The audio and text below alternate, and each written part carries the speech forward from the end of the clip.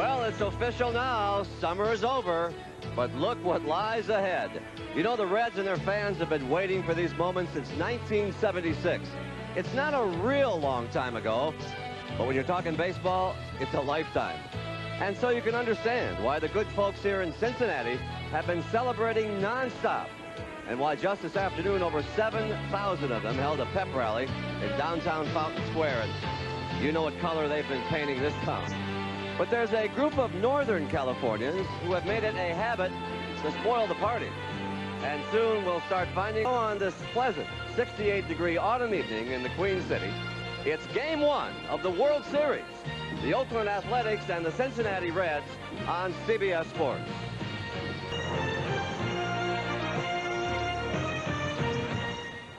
Welcome back to Riverfront Stadium, Cincinnati, Ohio, as we approach Game 1 of the 1990 World Series.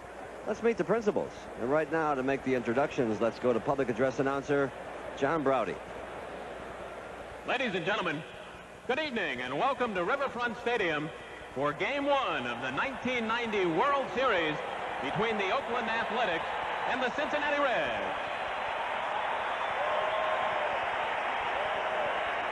Now presenting the American League champion, Oakland Athletics.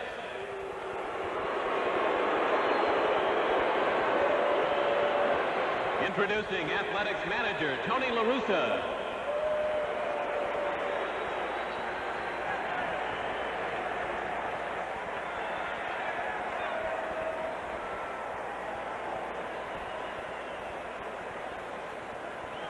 Here is the Athletics starting lineup. Leading off and playing left field, number 24, Rickey Henderson.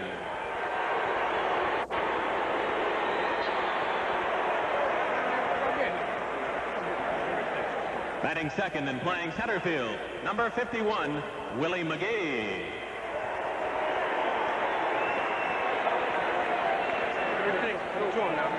Hitting third and playing right field, number 33, Jose Canseco.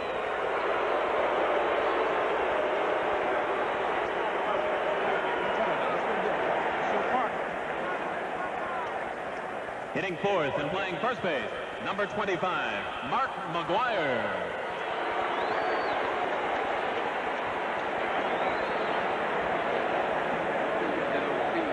Batting fifth and playing third base, number 4, Carney Lansford.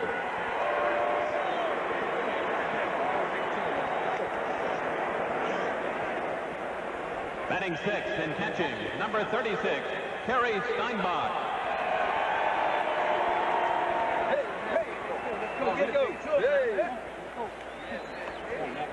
Hitting seventh and playing second base, number 30, Willie Randolph.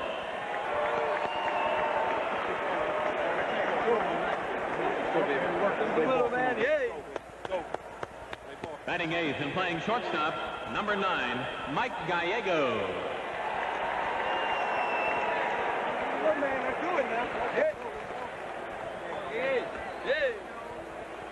And batting ninth and pitching for the Athletics, in the bullpen, number 34, Dave Stewart. And the rest of the Oakland Athletics.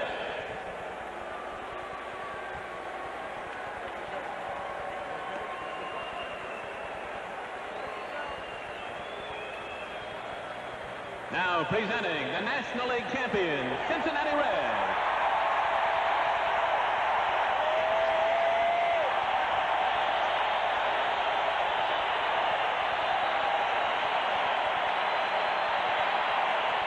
Introducing Reds manager Lou Piniella.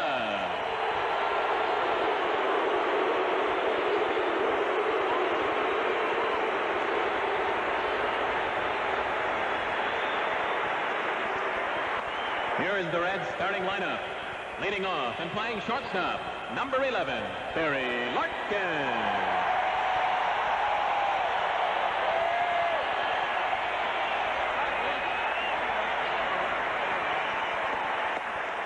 Batting second and playing center field, number 22, Billy Hatcher.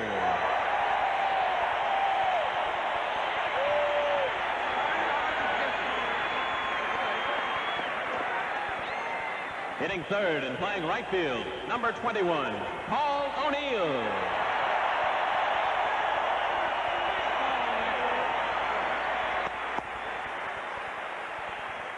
Hitting fourth and playing left field, number 44, Eric Davis.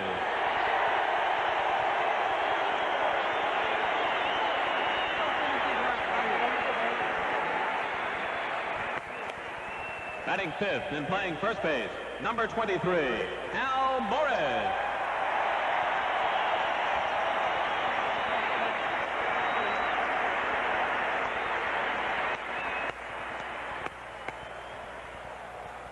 Batting sixth and playing third base, number 17, Chris Sabo.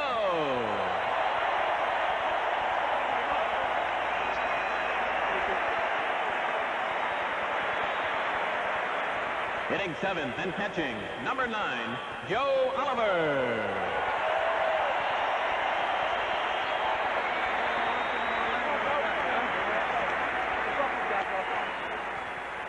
Batting eighth and playing second base, number 7, Mariano Duncan.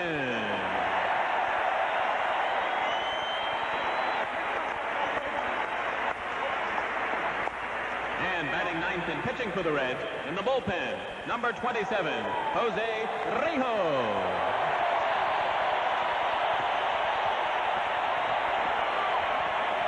Now the remaining members of the Cincinnati Reds.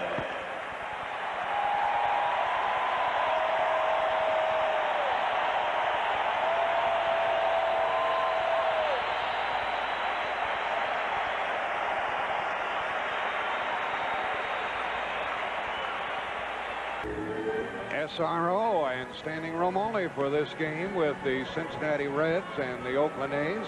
And we'll play the first 2 games here, then a day off for travel. And Friday will be in the Oakland Coliseum. Jose Rijo, 25 years old, won 1 game in 2 starts against Pittsburgh in the National League playoff. Defensively for the Cincinnati Reds, Eric the Great, they call him. Not quite great because of his injuries now to his left shoulder and right knee. He's in left field. Billy Hatcher in center field tonight.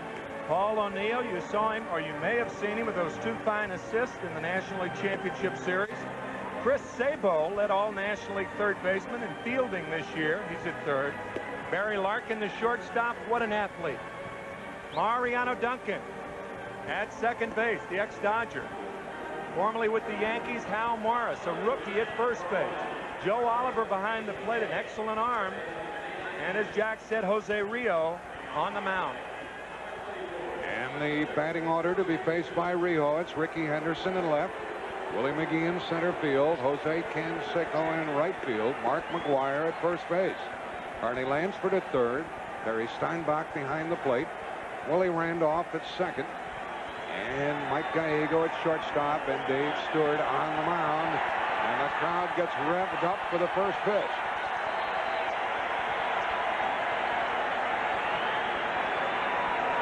Ricky Henderson, and you know how he is capable of starting the game with a bang. Strike call by Frank Pulley, the plate umpire.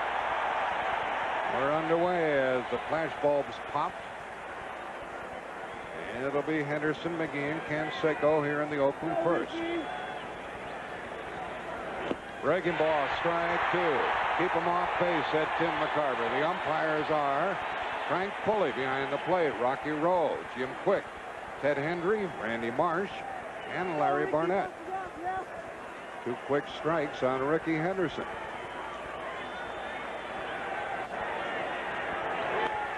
Foul right back here. And the count stays 0-2. Jose Rijo obtained by the Cincinnati Reds from the Oakland Athletics back in December of 1987 in the Dave Parker trade. On 0-2. High fastball, he fouled it back, 1-2. Ricky, he gets on base, things happen.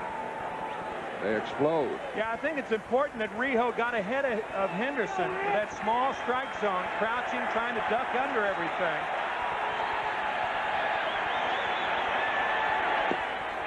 Blown away. This plate umpire, Frank Pulley, has in the past shown a very liberal strike zone. He'll punch you out. You better be swinging if you're a batter. Oliver way outside there. That ball missed by about 4 inches. That was an intentional ball from Rijo. And the count 1-2 to the leadoff man. Another foul back here. Hey, he's shooting at us. He shot one to our left, and he sent one straight back here. And the count stays 1-2. I guess you could say right out of the chute, right? We don't want any souvenirs, Ricky. Hit it someplace else. First 6 pitches, and 2 of them just misses. They're like mortar rounds. One to our left, one to our right. Watch out for this one.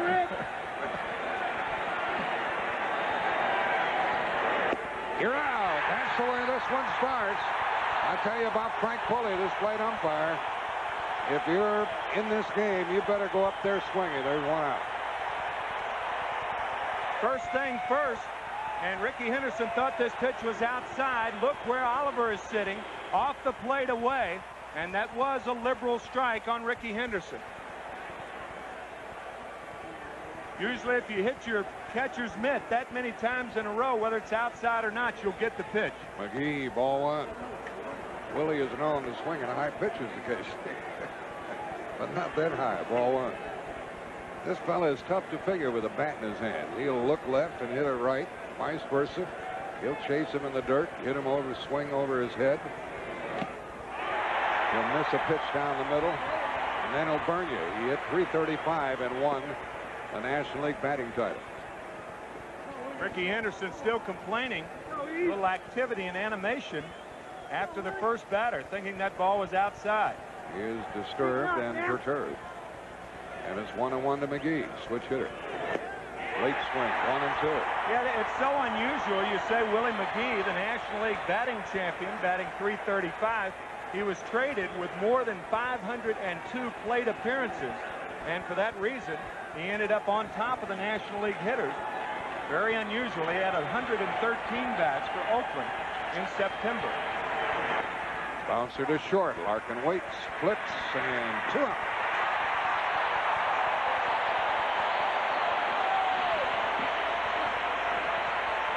There don't seem to be any nerves on display here at this moment. No, they're really, both teams very impressed with how calm they were during batting practice before the game. This is something that's got to keep you from being calm right there. Here you are hitting balls into the screen with all the media on the field. And during batting practice, Canseco was pounding the ball. He was cranking. He hit one into the upper deck here, and he must have lost about a dozen baseballs. Bad back, bad finger on his right hand. Ball 1 to him, 2 out. Tell you, he gets as much of a reaction out of the crowd as any player in the game today. And ball 1 strike, and the Cincinnati fans are cheering on every strike. The first 2 have been retired. Well, if Rijo is going to pitch this well, we know Stewart's going to pitch well. So that's the sort of game we have in store.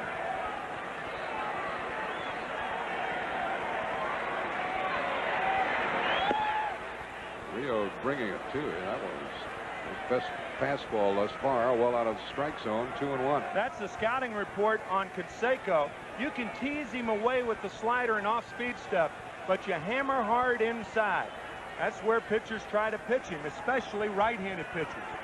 Fastballs inside. Tim and I both think we're going to see some very aggressive pitching on the part of Cincinnati, knocking these hitters off the plate. They're all right-handed hitters except McGee, the switch hitter.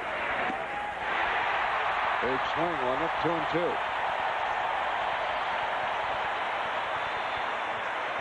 See, that's the fun thing. I mean, even Canseco, he swings through a pitch and everybody cheers. I mean, he gets a reaction, this guy. He does not go to the plate and get cheated, does he?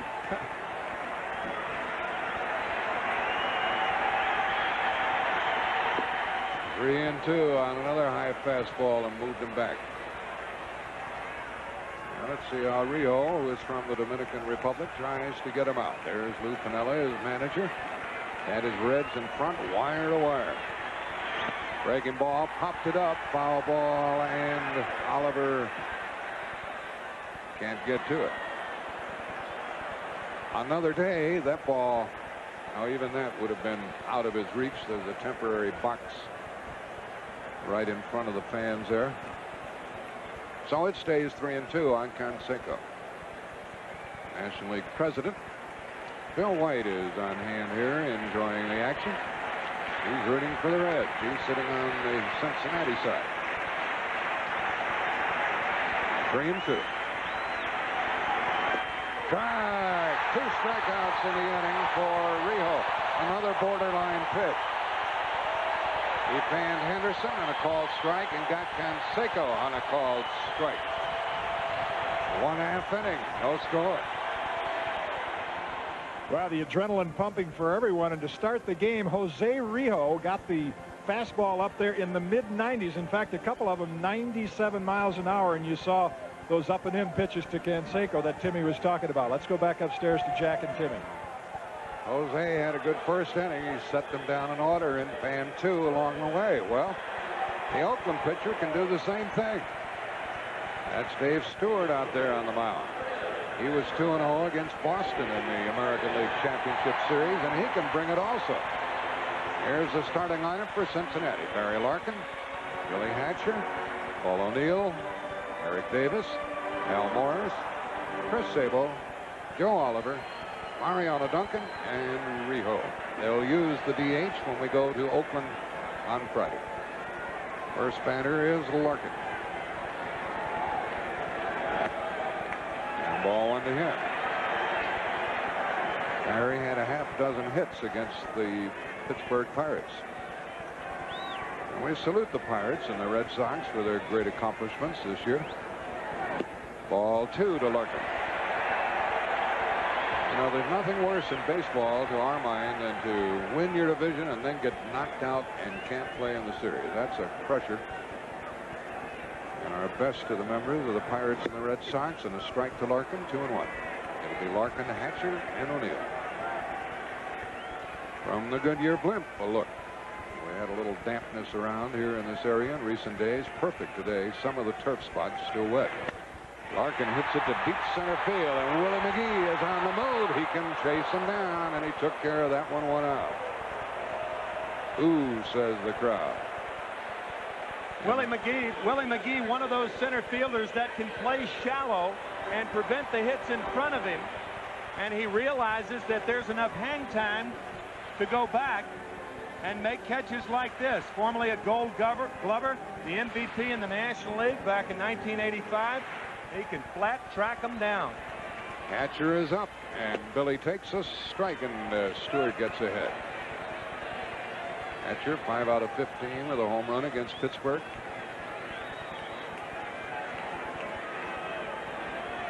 Breaking ball misses. Even before the game, we saw Stewart on the bench kind of hypnotizing himself. He seems like he's on a mountaintop and no one's around. Misses with a breaking ball, falls behind 2-1. A guy who was released by the Philadelphia Phillies back in 1986, and on that team was a left-hander by the name of Steve Carlton. And they used to talk about these trances before a game. Out of the strike zone, 3-1 to Hatcher. Not meaning to say that they were very close friends, but they were on the same ball club. And Stewart learned a lot from concentration from Steve Carlton. That demonic stare. Hatcher hit a foul and out of play, and it's 3-2. One thing about this pitcher, Stewart, he does not walk many. He had 166 strikeouts and half as many, 83 walks. He did allow 16 home runs. He missed low. Before that pitch, you saw Dave Stewart wipe twice on his pants legs. Usually if a pitcher gets a slider from the catcher, instead of shaking him off and going back to the fastball, he'll wipe twice. That means subtract 2 from that 3. That's 1. You get the fastball, and that's what he was doing when he wiped twice on his pants leg. Are baseball players that smart? Oh, yeah. Count to 3 or 4? Sure. 1 on, 1 out for Paul O'Neill. One thing about this series, with his Oakland pitching, Stewart, Welch, and Moore, these left-handers such as O'Neill are going to have to do some hitting if Cincinnati is to win. Ball 1. Now remember what Lou Piniella told us. He said he's going to run. He's got one of his best base stealers, Hatcher, on at first, and O'Neill at the plate. He's looking at the signs also. Open it up full throttle. That's what Lou Piniella says. 7 of the 8 guys can run, and I wouldn't be a bit surprised to see Hatcher take off right here. And a half swing and a strike, 1-1 to O'Neill. I talked to Dave Stewart yesterday about the speed of the Cincinnati Reds, and he said that Tony La Russa takes care of all of that. He tells us when to step off, when to throw to first, and when to pitch out. And La Russa told us he's most concerned with the pitcher getting the ball to the plate in a hurry. So he called a step off. Right.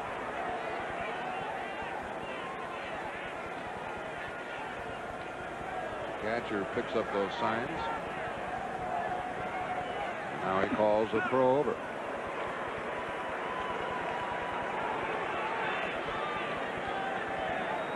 There you see Terry Steinbach getting the sign. It was a throw to first base, and Hatcher has to dive back.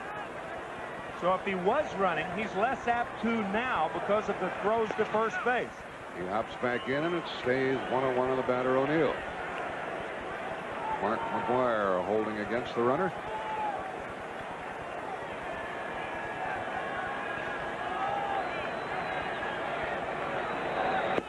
Strike call. This plate umpire will keep firing up that right hand. It's Frank Pulley. 1 ball, 2 strikes.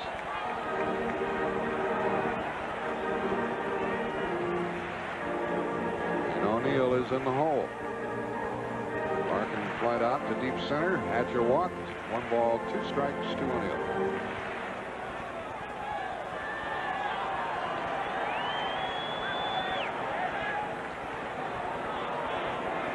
Stewart trying all the tricks to try to keep Hatcher close.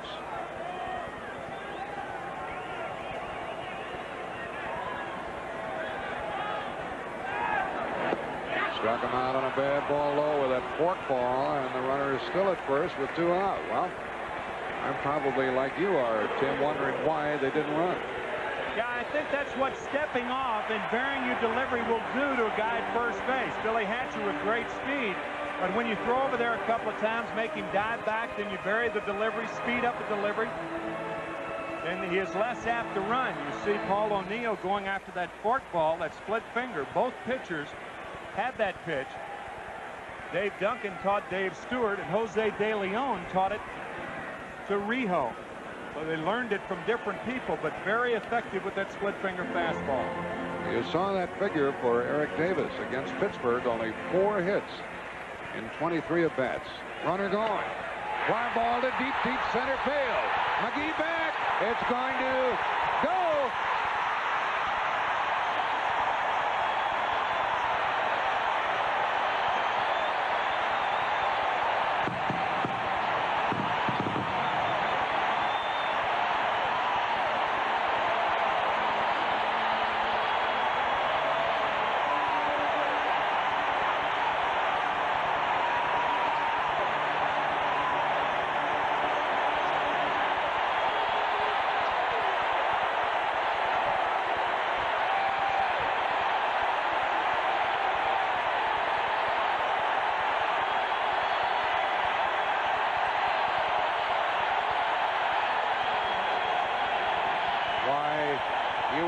They just won the World Series.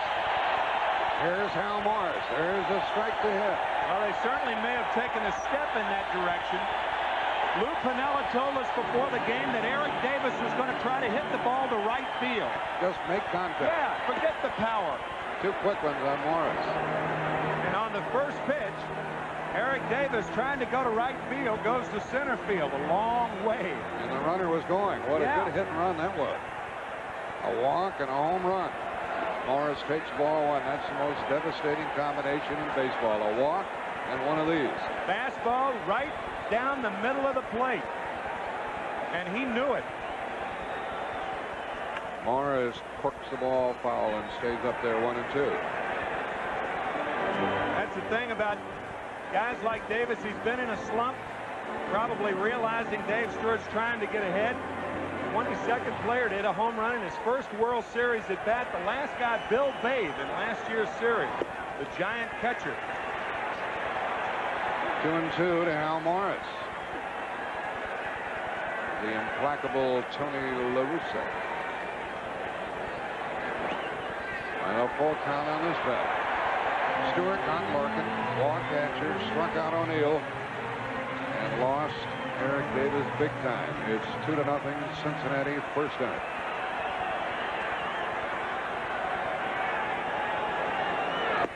Strike. I'm telling you, this umpire will keep you swinging. 2 strikeouts in the inning for Stewart.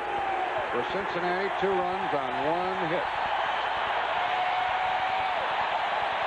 After 1, the Reds lead it 2-0.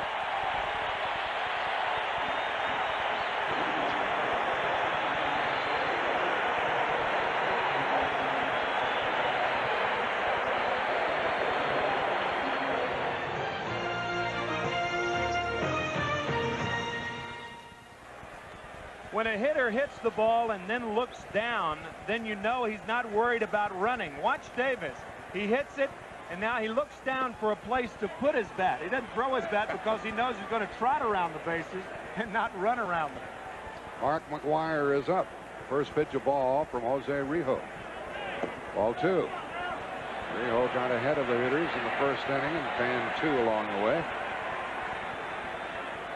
These Oakland A's have won 10 postseason games in a row. Breaking ball on 2-0. Eric was cheered by the left field fans when he took his position. The Oakland A's in the series against the Giants last year were never behind in any of the 4 games. 3-1.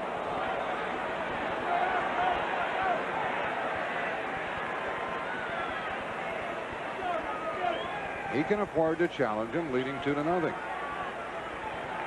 And he did, and he got it off the end of the bat, and it carries out to Hatcher. 1 out.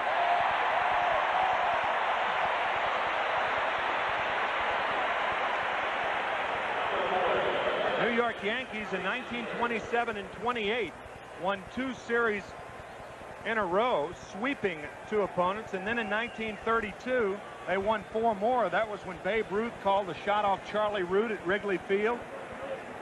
Oakland, if they win 2 more, they tie those great Yankee teams. There's a foul going out of play by Carney Lansford. Strike 1 to him. In those 10 games that they've won in a row, Oakland has never trailed by 2 runs. That's remarkable. That's how good they are. There's 1 out and a foul off the end of the bat. And that's strike 2. And I'll bet this plate umpire has made a few hitters nervous already. He's punched out 3 uncalled third strikes. As long as they're consistent, and Frank Pulley is. Paul O'Neill playing a very shallow right field with 2 strikes on Carney Lansford. And a half swing, and Rijo should have time. Save, said the umpire. Boo, say the fans. First base umpire Rocky Rowe, the American League umpire, and an infield hit for Lansford with 1 out. Well, what do you think before we see the replay? Was he safe or out? I think that ball may have hit the plate, and it appeared that Lansford had it beaten. Good call by Rocky Rowe. That ball hit the plate. That's why it went so high in the air, and Carney Lansford just beat that throw. Good call. Yeah, that's the fun of the replay for you folks watching. You call it before we show you the replay. 1 on, 1 out, and a foul off the bat of Terry Steinbach. Being in this part brings back fond memories for this batter. In 1988, he was the most valuable player in the All-Star game.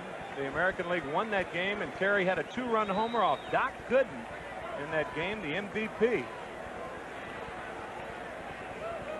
Lansford, 5 hits against the Red Sox in the postseason. And Lansford, who stole 16 bases this year, gets back in time. Here's that ball off the plate. We said that's why it had the height that it did, and because it hit the plate and not the dirt, Lansford has a hit, not an out. Fly ball into short right, and O'Neill is there. They play the right fielder shallow on this Cincinnati club, and that's the 2nd out. See, Lou Piniella was an outfielder, and outfielders know how to play and convey the information about how to play the outfielders better than anybody else. Lou, a right fielder, and you can see him right there moving the outfielders around. And who did he tell us made him a fine outfielder? Bill Verdon. ex-manager of the Yankees back in the middle 70s. He said he was the best instructor that he has ever had, and Bill Burden was in uniform when the Reds beat the Pirates last Friday. He'll be wearing the Pirate uniform. The batter is Willie Randolph, getting a chance to start. Al Morris saved that low throw. With Walt Weiss out, Gallego plays short. Randolph plays second base.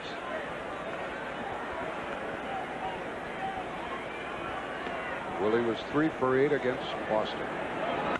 Hits it hard into the corner, and Davis cuts it off and has a chance at third base. He is safe. He didn't get him. He didn't get him. They want to argue, and it's first and third, 2 out. Sabo not too vehement in his argument. Apparently he missed it. Well, a lot of times when you're worried about catching the ball, you don't know where the runner is. And I think Lansford made an excellent play by going inside the line to avoid the tag. Not too many guys run on these outfielders. The Reds outfielders led in assists, led the majors. And with Sabo, had he caught the ball and made the slap tag immediately, he probably would have gotten Lansford. But look at the dive inside the line to be safe at third. An outstanding base running play by Carney Lansford. You're right. And it ends up first and third, 2 out, and Sabo apparently missed it. But I'll tell you one thing, you're not going to run a lot against this Cincinnati outfield. 4 assists during the National League Championship Series. Here's Gallego at the plate, and a foul out of play, strike 1. You've heard of change direction in football. You know, when the line goes one way, the quarterback hands it to the back, and he goes off the offside. That's a misdirection by Carney Lansford. Nice base running play by Carney. And if the A's are to continue the inning, Gallego will have to do something. He was 4 for 10 against the Red Sox. And Rijo pumps a strike in there for strike 2. This batter takes a little ribbing about his size. He is 5'8", but he is a very effective player. And with Weiss out, he'll be playing shortstop throughout. Rio has 2 strikeouts. They pitch out, nothing happening. Carney Lansford had a 1-out single in this inning. He's at third, and a 2-out hard single to left by Randolph. He's at first.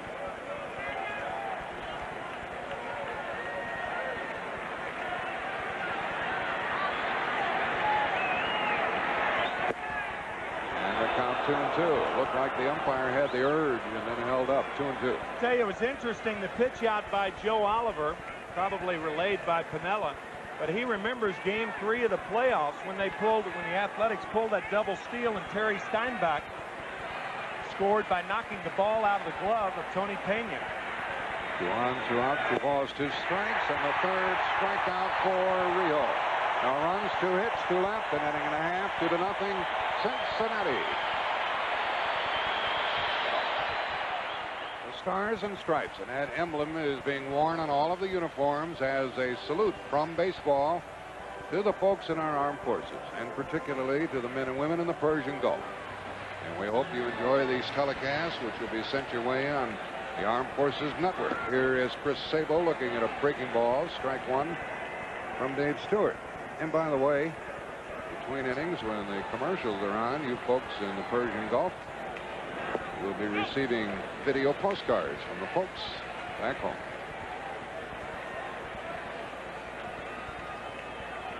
One and one to Sabo. Had a home run against Pittsburgh. Spins away from ball 2.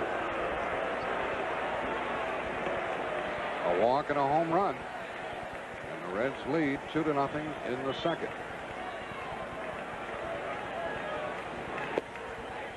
Count goes to 3-1.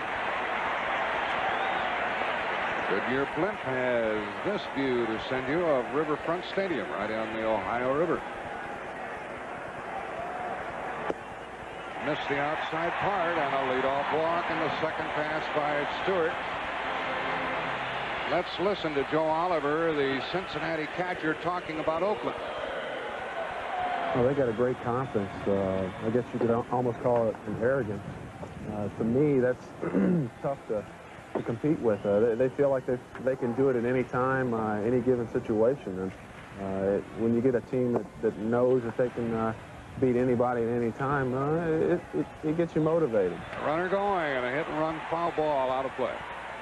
So Lou Piniella, true to his word, he started the runner Sabo, who did steal 25 bases during the season. I'll tell you, you see this Oakland ball club, and it's easy to think that they're arrogant and cocky. I mean, all of them are big. They look like football players, and they backed up everything. They're world champions. They beat Boston 4 in a row in 1988, and then because of a red-hot pitcher, Oral Hershiser, ran into a buzzsaw in the World Series that year. I tell you, they're good. They know it, and they can back it up. And they're proud of what they've done. Absolutely. Oliver pumps it up, and that will be the first out of the inning. Foul ball, stand by. Yeah, that's a good point. They're proud. What's perceived as arrogance by your opponent could be just a way of carrying your pride.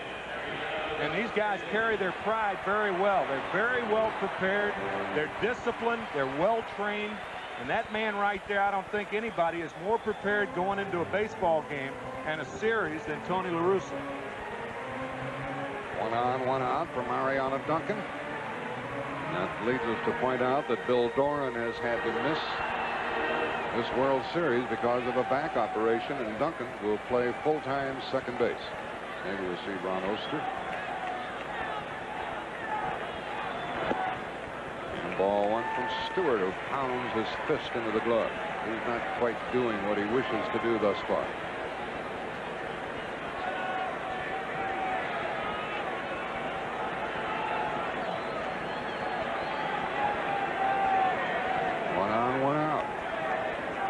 Had a half-dozen hits and a home run against Pittsburgh. Runner leaning, not going. That pitch out. Ball 2. Great feel for what's going on the field. Steinbach has had a look into the dugout, and the runner Sabo gets back. This first baseman, McGuire, by the way, deemed to be best defensive first baseman in the American League. Of course, Don Mattingly has been in and out of the Yankee lineup. He's terrific also. Runner goes. Out! And Sabo doesn't argue. A terrific throw by Steinbach, and a quick tag which made the difference. Yeah, that's the key, and that's what a catcher can do. If he releases it quickly, then he can allow the infielder and his quick hands to take care of the rest. Look how quickly Terry Steinbach gets rid of this ball. It's a high throw, but watch the slap tag by Gallego. Quick and sure. Now the count goes to 3-1 to Duncan. You're not really concerned with where it is. If it's on the bag, let the infielder have the chance to make the quick tag, and Gallego did. Duncan fouls it to make it 3-2. One thing that does, losing Sabo on the bases, if they get Duncan here, that has the pitcher leading off in the next inning. Cincinnati has only 1 hit. That was a 2-run homer by Eric Davis. Ball 4, the third walk by Stewart, and that allows the pitcher to bat in this inning.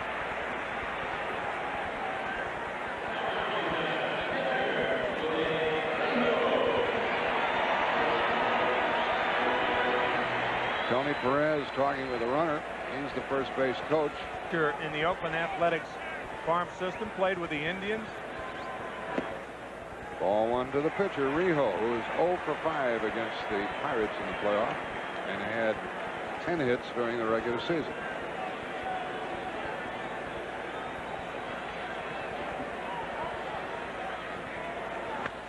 Hits it hard to short. Gallego force out. The inning's over. And that's the first man Cincinnati has left. We play 2. The Reds lead it 2-0. Captain is Mark Kinnett from the Woodlands in Texas. He said, no chance. Ball 1, unless he walks. Tony La Russa said Mike Moore is the best of the hitting pitchers. Dave Stewart told Jim Cott recently on an interview that there was not a tree big enough to make a bat that could get him to put the bat on the ball. There's a strike from Rijo, 1-1. But you know, here's a guy who signed with the Dodgers as a catcher back in 1975. But I guess that's why he became a pitcher, because he couldn't hit. Chased him out to the mound. At least he's swinging 1-2. When you talk to Dave about his hitting, he'll smile. He doesn't smile on game night, though.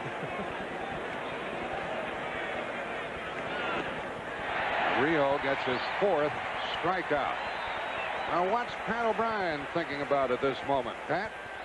Here is Henderson, called out on strikes, much to his dislike to start the game. He'll probably be swinging early, not to give the umpire another crack at him. Ball 1. See, Ricky's got that real small strike zone. He gets a lot of pitches from the umpires because he does have that small strike zone. See what a pitcher has to pitch to? Out of that crouch. Here it is right here. Supposed to be from the letters to the knees by the time he gets in that crouch. Boy, he squeegees that thing up a lot. There's a half swing and a foul, putting Ricky in the hole 1-2. Yeah, he makes you come to him, doesn't he? Like pitching to an accordion. And there's an A's fan.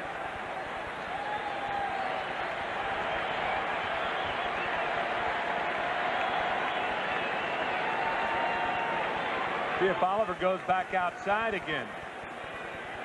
Slider away. Too far away. 2-2.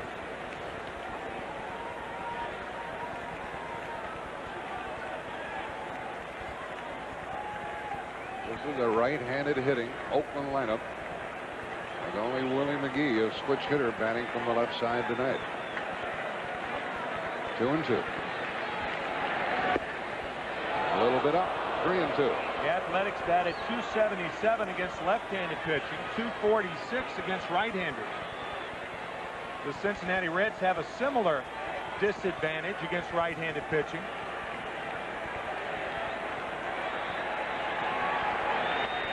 And another foul right over our head here, keeping the count 3-2. Might have to bring the equipment up here tomorrow, I'll tell you. Shin guards. That's the third one they've shot at us up Yeah. here. What's coming on 3-2? Fastball away. Fly ball into left, and Eric Davis dives, and he dropped the ball. Henderson goes for second handily with 1 out. He had it, but the turf made him cough it up. And I think that left shoulder of his may have had something to do with that. A healthy Eric Davis makes this play. You can see him grimacing in pain. Well, that left shoulder all taped up. He hurt it a couple of weeks ago when he ran into the wall. And I don't know if he ever had that ball cleanly, but he really hurts that shoulder when he dives on the turf, landing right on that shoulder. See, it hit the heel of the glove. It comes out. He never really had possession, but more importantly for the Reds, he could have re-injured that shoulder. That's the third hit for Oakland. And Henderson, the runner at second, is terrific at stealing third. The batter is Willie McGee. And he hits it to second for Duncan. A runner to third, 2 out. Now Rijo can concentrate on the hitter. Let's see if he works from the stretch or the line or the windup with Henderson at third base and 2 out. Rene Lachemann, the coach at third. I don't think Ricky's going anywhere, not with Jose Canseco at bat. So if you're a pitcher here, just go ahead and wind up. If you want to go to the stretch, that's fine, but do what feels most comfortable. Don't let the runner at third dictate how you're going to pitch to Canseco. I talked to Jose. I said, how do you pronounce your name? He said, Canseco, like kick the can. It's Canseco. Like can do it. Can do it. Tying run at the plate. Third inning, 2-0 Cincinnati. Ball 1, and Rijo is working from the stretch. He doesn't want to worry about Henderson. Lou Piniella will watch this Rijo Canseco battle, and Mark McGwire is on deck. 2 out.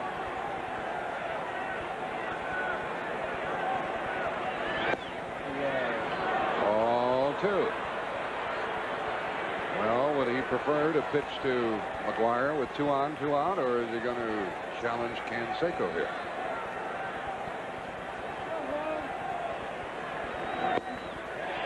Missed again. 3-0, and he is swinging. You can bet on that, right, Tim? Oh, I would think so. Yes, sir. Jose has hit only 3 home runs in the last 49 games since the 3rd of August. He was swinging on 3-0 and chased a bad ball. He was swinging at anything then. That was a slider away out of the strike zone. Canseco says, no walk for me. That's a big boy. You're not going to walk me. 3-1.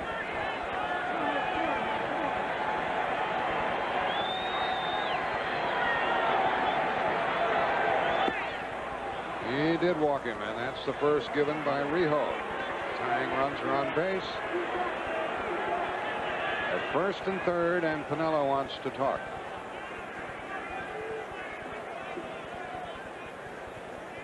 I think he wants to talk to Joe Oliver as much as he does Jose Rijo. If the runner at first runs, what does Oliver do? Do you throw through with Ricky Henderson at third base? And if you don't throw through, you take the chance of the tying run potentially to get to second base.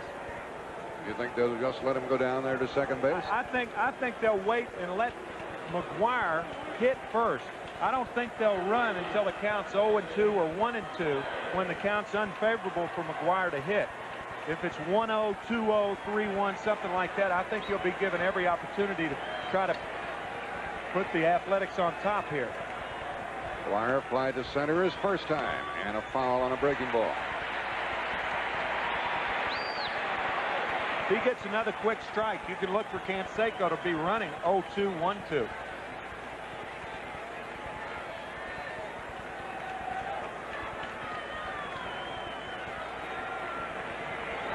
And one for Larkin. The inning's over. That's 4 left for Oakland early. We'll return to Riverfront Stadium after this word from your local station.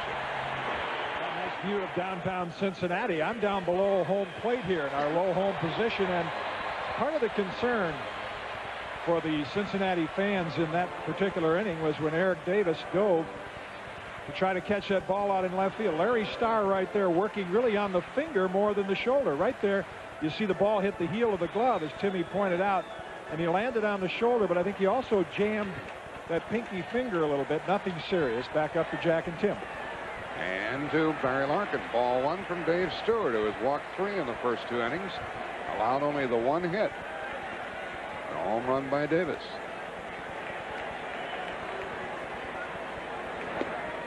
Ball 2. Larkin from a wonderfully athletic family. And he attended the University of Michigan. As did Hal Morris and Chris Sabo. He missed ball 3. This is not the Dave Stewart that we know. Look where those kids are. High and the first base foul line. A couple of A's fans. 3 would-be catchers. They've got their caps turned around, huh? Look at this from Dave Stewart. His 4th walk, and he puts a good base stealer on. And 4 straight bad pitches. He is not himself. You know, one of the things could be the pitching mound. Maybe. I'm sure it's not the pressure of the situation bothering him, but sometimes even the best don't perform at their best. It could be the fact that this is his 6th day, too. The Athletics clinching last week against Boston. They had to wait for the series to start, of course, so this is his 6th day. He may be stronger, but his control has been off. You're right about that. And the runner not going, and a bunt foul by Hatcher. I was talking with Stewart yesterday. Dave, how you feeling? And he said, I feel terrific. I never had a pitcher say that to me at this time of year. He said, but that extra time off, he said, I feel like a new man. And you might be right, Tim. Maybe too much time off. He has won everything but the Cy Young Award, the MVP and the American League Championship Series. Well, they tried the bunt. Will they switch to the hit and run? Nope. Ball high, 1-1.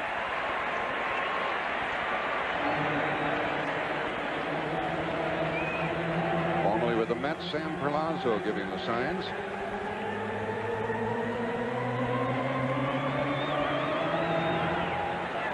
Leadoff walk to Barry Larkin. Men on base in each half inning for Cincinnati.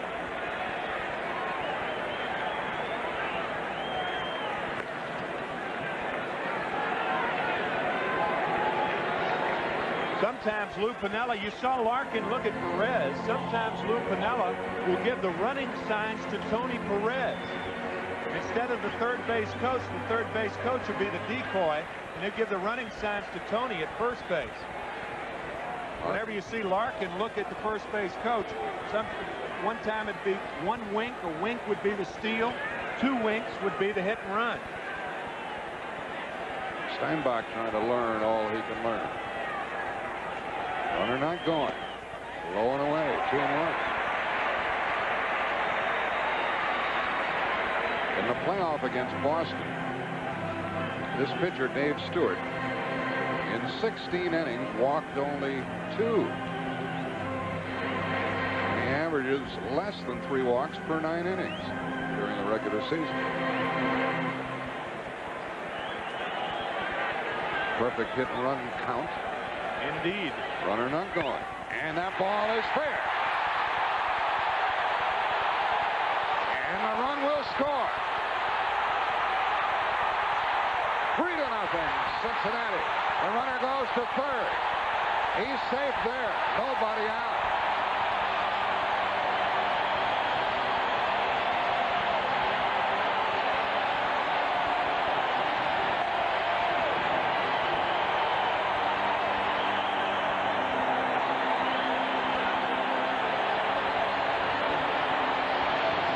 Problems of falling behind is you have to come into the hitter, and this ball laced down the left field line.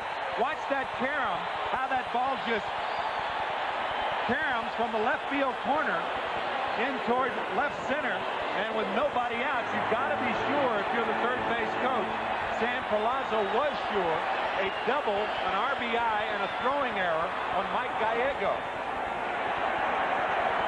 Runner at third and nobody out. That was the call. Error 6 allowed Hatcher to go to third. And ball 1 to Paul O'Neill, a strikeout victim his first time.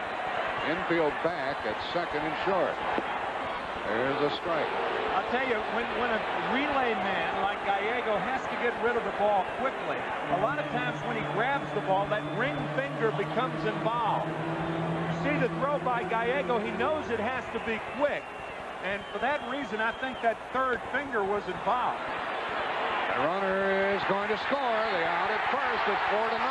Good base running by Billy Hatcher. Outstanding.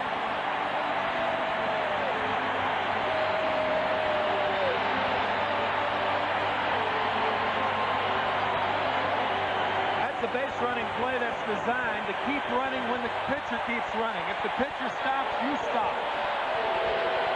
With his back to you, if he keeps running, there's no way that he's going to recover fast enough to throw you out at home. Outstanding base running by Billy Hatcher. Do you know that the Reds have scored 4 runs with only 2 hits? And Davis is up with the bases empty. Yeah, those 2 walks scored, too. They usually do.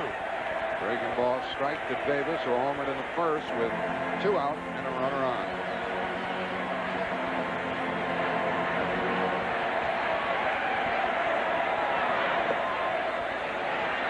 1 strike. Billy Hatcher got the key double and then did some good base running. Had an RBI and scored a run. There's 1 out in this inning, and a breaking ball is hit into right field, and Canseco's there. 2 out.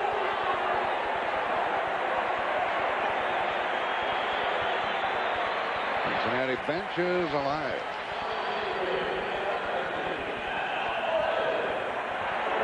First game of the World Series here at Riverfront Stadium in Cincinnati, right on the banks of the Ohio River. Eric Davis homer to the first with a man on. The Reds have scored 2 more here in the third to lead 4-0. Alan Morris with a good swing with a foul, strike 1. Dave Stewart is not used to this sort of transpiring. He doesn't like it, you can tell. 6 postseason wins in a row. Morris hits it to McGuire. To the pitcher, and the inning is over. 2 runs, 1 hit, 1 error. After 3, 4-0 Cincinnati. Here's that line drive foul ball that I caught. You charged it, right? Here's what we were talking about. When a ring finger becomes involved in a fielder when he's throwing the ball, what happens is the ball has a tendency to slip out of his hand, and we think that's what happened to Gallego. Fielders are taught to hold the ball with the seams and throw like that. Ring fingers are for exactly that, rings. Lansford hit the first pitch to Sabo, and he's out at first in the 4th inning. 1 pitch, 1 out. Sometimes you can just tell, as you see Mike Gallego right there, how the ball reacts out of his hand. You see the throw going toward the Athletic dugout, and I've got to believe that the ring finger, the 3rd finger, was involved, and that's why the throw wasn't on line, and that throw moving Hatcher to 3rd base responsible for the 4th Cincinnati run. That's what it cost him. The batter is Steinbach. And the Oakland catcher takes ball 1. He flied to right his first time. Perry rang up 5 hits against the Red Sox in postseason.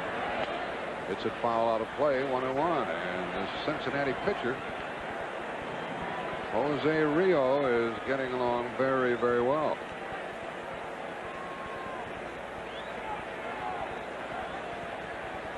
The A's about hit Cincinnati 3-2. But the Reds lead 4-0.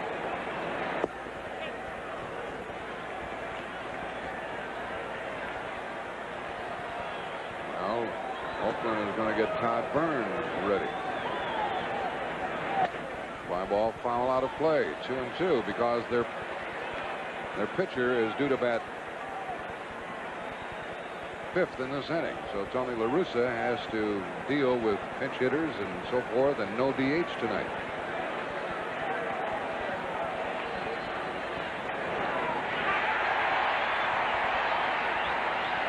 Swing at a bad ball, evens the count 2-2. You saw Lou Piniella there. He is always aware of the depth of the opposite fielder. And with 2 strikes on the hitter, a hitter becomes more of a defensive hitter, not an offensive hitter. So that means he's not going to be able to hit the ball, generally speaking, that far the other way. Breaking ball, got Steinbach. That's a 5th strikeout by the Oakland A's, and he has Perry talking to himself. Yeah, see, you would never see a swing like this from a hitter with the count 2-0 and 1-0. That was a defensive swing. Terry was just trying to make contact, and that again is why you move that opposite fielder in. Oakland is stranded 4. The first 2 have been retired here. Willie Randolph is up. And a strike to him, and a quick look back at the umpire. Here's Dave Stewart, wondering how long he's going to stay in this game. The A's get a rally going. They'll lift him right here in this inning, but there are 2 up. Broken bat. Oh, look at that, behind the knee. Hey, that's pretty cute, isn't it? I'll see that again. That's all for Oakland in the top of the 4th inning. Cincinnati will come to bat with Sabo to lead it off. Watch this cutie pie play here. Rio Rojo Caliente.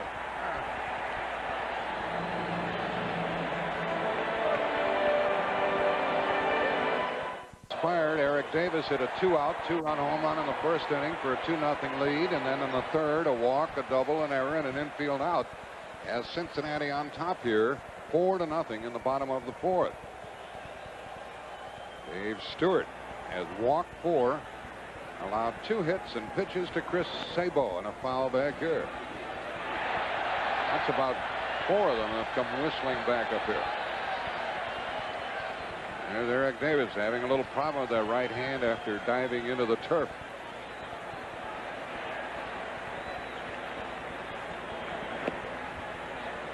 Stewart blew that one right by Sabo. When you watch Stewart pitch, Tim, you see a lot of batters swing right through it. You wonder how in the world they didn't hit the ball. Oh, he challenges you.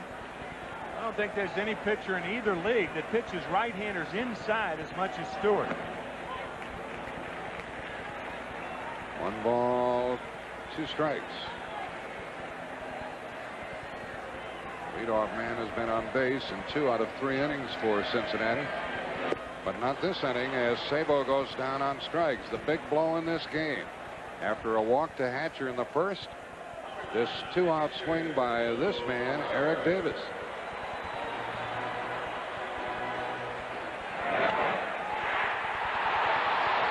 And as Tim McCarver said, you could tell when he looked down, he knew it was gone. The batter is Oliver. Breaking ball. Ball 1 to Joe. He fouled out his first time. Well, Eric, you're out of your slump. Pop this one up for the second out. Who's going to get it? Third baseman Lansford. And there are 2 out. And the pitcher, Dave Stewart, will now try for his first 1-2-3 inning of the game. We talked about his 6 consecutive victories. If he were to come back, if his team were to come back tonight and win this game, he would tie Bob Gibson. Bob Gibson had 7 consecutive victories in the 64, 67, and 68 World Series. Lefty Gomez, you see, was 6. Red Ruffing was 6. Pretty good company.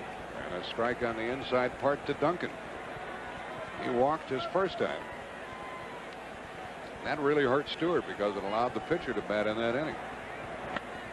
That's through the hole with 2 out, and the pitcher will bat in this inning.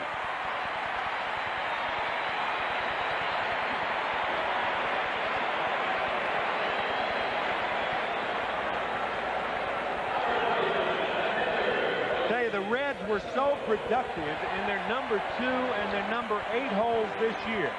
From the 8th hitting spot, they had 16 home runs and 84 RBIs.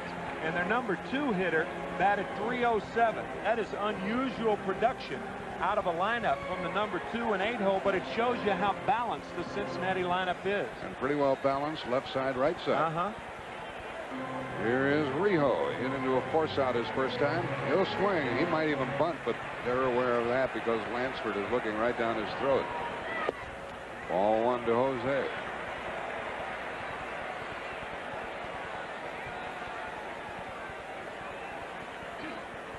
Jose is looking at the third base coach and saying, "What are you looking at me for?" Runner at first, 2 out. 1-1. Yeah, sometimes it's just not. I think hitters look down at the third base coach out of habit. Here it is, 1-1. There's no sense in looking down there. You're hitting. 2 outs. 1-1, and Stewart steps off. Ron Schuler is one who has done some scouting for this Oakland team.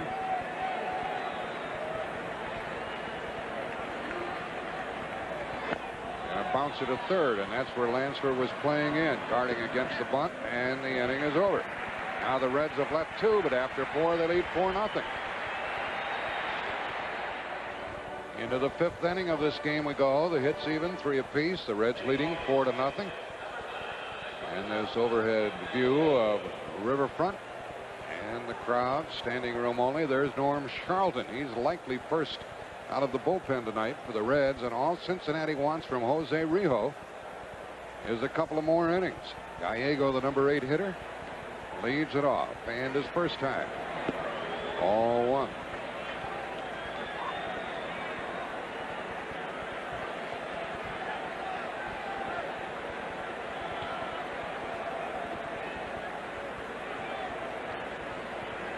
And Rijo back with a strike.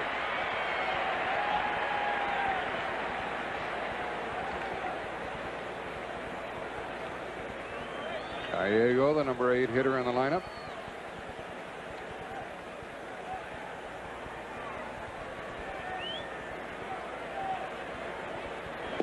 And Rijo throws low. And we have Doug Jennings waiting on deck, and he will bat for Dave Stewart.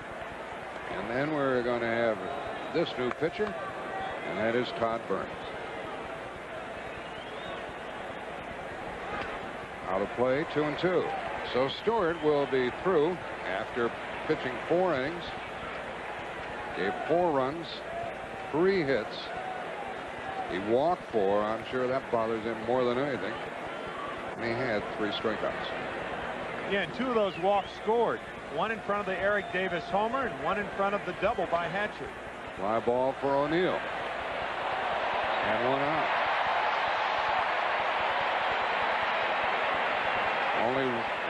The Oakland club has yet to put their leadoff man on base.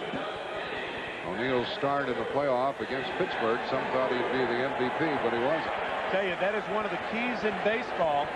First strike, first out. When the first batter gets on base, he scores 51% of the time. When he gets on base with 1 out, it's cut to 16% of the time. That's a 35% difference. Major difference in allowing that first runner on and then having him on with 1 out. And Rio has retired the leadoff hitter in all 5 innings. Doug Jennings is at the plate. And ball 1 inside. This Ohio River is busy beyond the stadium. The river boats flying up and down. There's some restaurants that are moored there. There's a strike according to plate umpire Frank Pulley, 1-1. That's all they want from this guy is this inning and the 6th. They'll take more, but they want 6 innings from Rio. That's the way the Reds play it.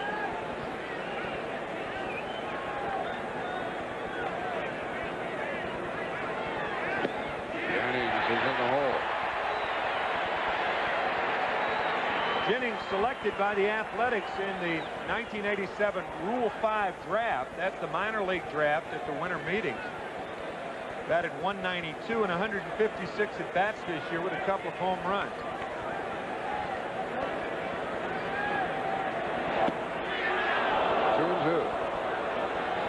Crowd wanted that call but didn't get it. We're in the 5th, 4-0 Cincinnati.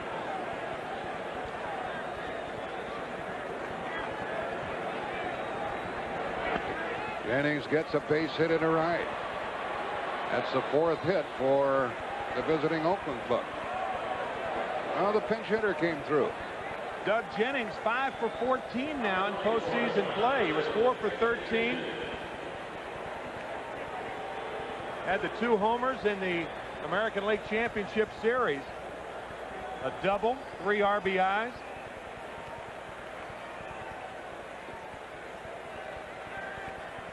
And Ricky Henderson will come up with Jennings on at first, being held by Hal Morris. I said the American League Championship Series. Actually, that was against the Red Sox during the season. I beg your pardon.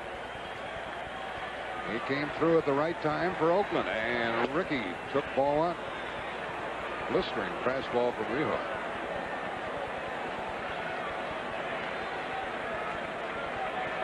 Well, depending on what Henderson does, Willie McGee may turn out to be a key man in this frame. Batter calls time. Ricky had 28 home runs during the season.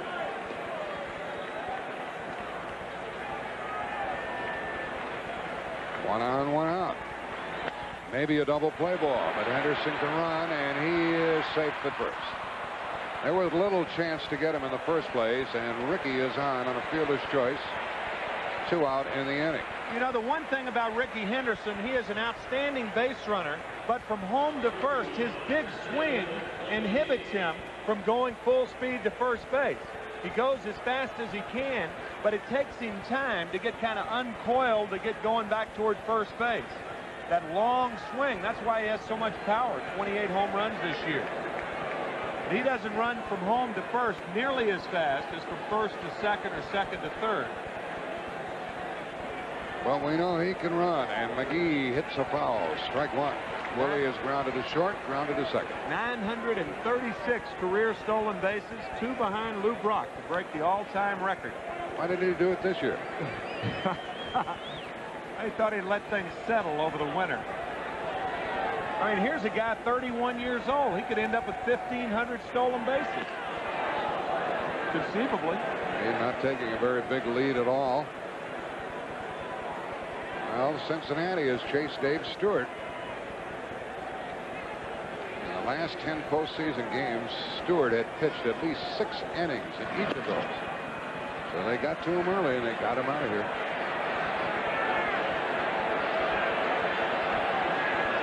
Lou Piniella is like most managers. You get a fellow like Henderson at first, there's not a heck of a lot you can do about it. Just forget about it. Work on the batter, particularly here with 2 out. Yeah, with a 4-run lead. And I think that's what Joe Oliver and Barry Larkin, even though Larkin is not the captain of this club, he's the unofficial captain of this club. And that's what they're talking about right now. Saying, look, Jose, you've got a 4-run lead. Just get the hitter. At the conclusion of this game, Tim McCarver and I will select the Chevrolet Most Valuable Player of the game. Chevrolet will then donate $1,000 in the player's behalf to the Special Olympics. Well, that's what they probably told Jose. Get the better. There goes Henderson. And a base hit by McGee. Rickey goes on to third. And Canseco's coming up with 2 on, 2 out. And we have a moment here. Now, that's what happened when they started the runner. Larkin left. I don't think he could have commanded that ball by McGee anyhow. Well, you know, I'm not too sure. I mean, he left his position. You've got a 4-run lead. Now, I know your instincts tell you to try to, there you can see Larkin going toward the bag. Your instincts tell you to try to go to the bag to get the runner. But Henderson was such a tremendous jump that by vacating the position, you certainly have no chance. Well, there we go with Rio against Canseco. First and third, 2 out. Enjoy this scene.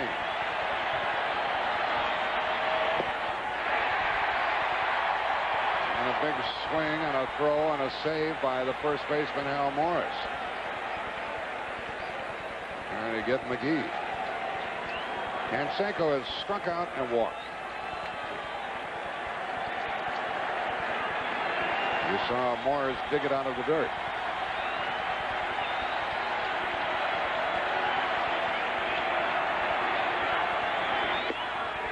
Missed outside. 1-1. Top of the 5th. First and third, 2 out. 4-0 Cincinnati and 1-1 on Canseco.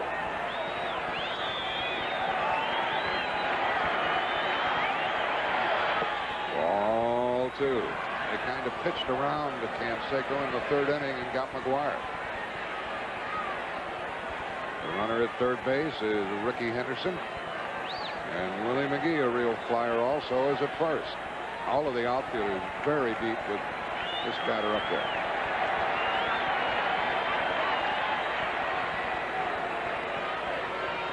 Very, very deep are Davis, Hatcher, and O'Neill. Trying to cut down on the extra base hit if Canseco connects. Play the big guys deep and the little guys shallow. And this guy's a big guy.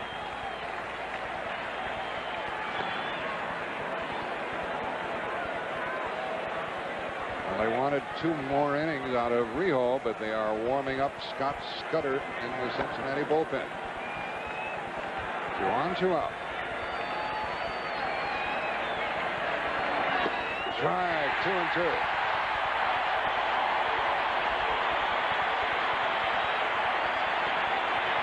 Four-run lead and a 2-1 slider that freezes Canseco.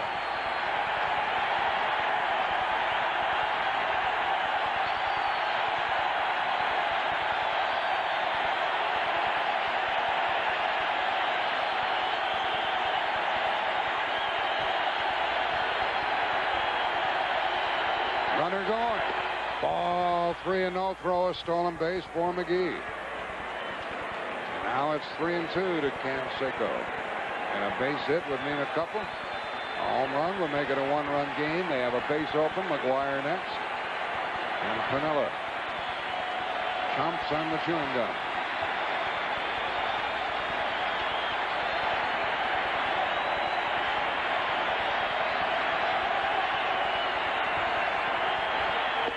Outside, he walked in. That is the second walk by Rio, both given to Canseco. And the bases are loaded 2 out, and the tying run comes to the plate.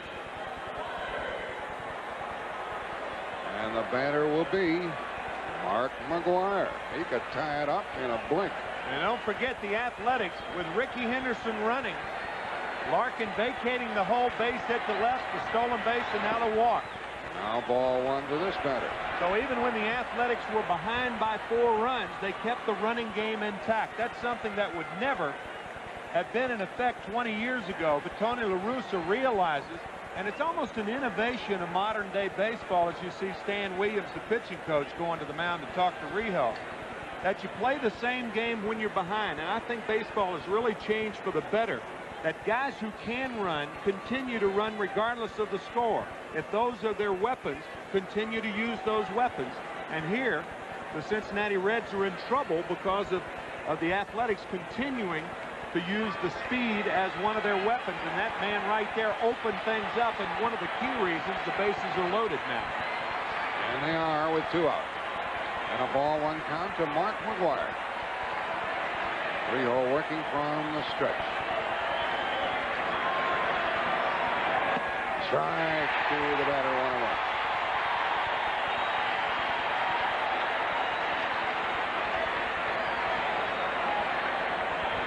1-1. Big moment here in the first game of the series. 2 balls and a strike. Ricky Henderson at third. Willie McGee on at first. 3 fast runners, including Canseco at first.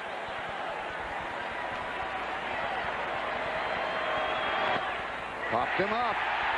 Second baseman wants it. And now Oakland has left 7. And after 4½, they still trail 4-0.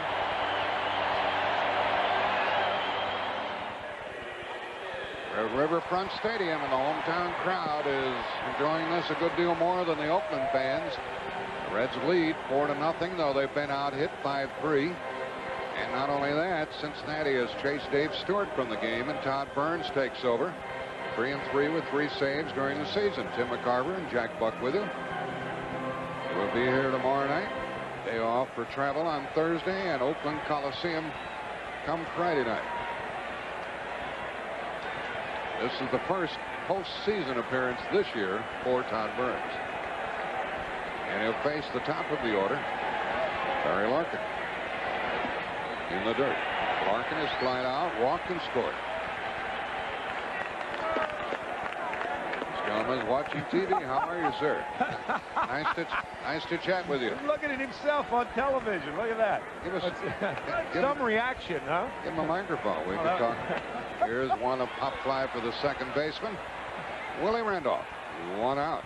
I'll tell you, 2 years ago, a limping wonder walked to home plate at Dodger Stadium. Everybody remembers. From Eckersley, Gibson swings and a fly ball to deep right field. This is going to be a home run. Unbelievable! A home run for Gibson. And the Dodgers have won the game 5-4. I don't believe what I just saw. And it's Billy Hatcher, ball 1. And I still don't believe what we just saw after that great call of yours 2 years ago. I was so shocked. I was thinking about Gibson. Here's another hit for Hatcher. He doubled previously. This is his 3rd time on base, and it's another double. This one with 1 out. Billy Hatcher starring tonight. This looks like a replay of Hatcher's last hit. Almost in the identical spot. Look at Carney Lansford playing in. And Hatcher with an easy double. He had 28 during the year. And Lou Piniella thinks that third base is the easiest base to steal. So what Todd Burns has to do is keep an eye on Hatcher. With 1 out. And O'Neill at the plate. O'Neill 0 for 2 with an RBI. Todd Burns and his catcher are going to talk it over. Tim, going back to that Gibson home run, tying run at second, 2 out, bad knee and all. I thought, and against Eckersley, he just hit it up the middle or go the other way, and the home run was the furthest thing from my mind in '88. His only at bat in the series. The Dodgers went on to win in 5. Unbelievable. That's what the Reds are trying to do here. Shock Oakland tonight. Pitch goes low. Tonight it was excuse me, Jack. Tonight it was Eric Davis who shocked the Athletics early.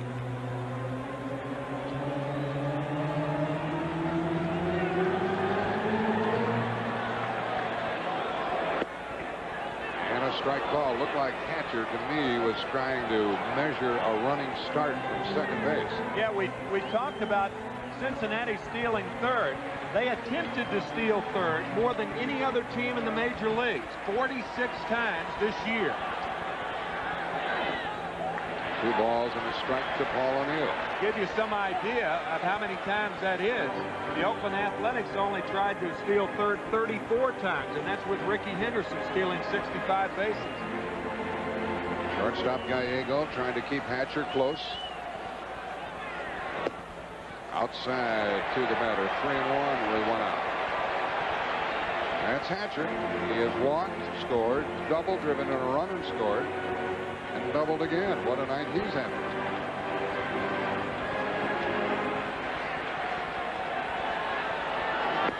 Ball 4 to O'Neill, and that is the 5th walk given to the Reds to go with their 4 hits.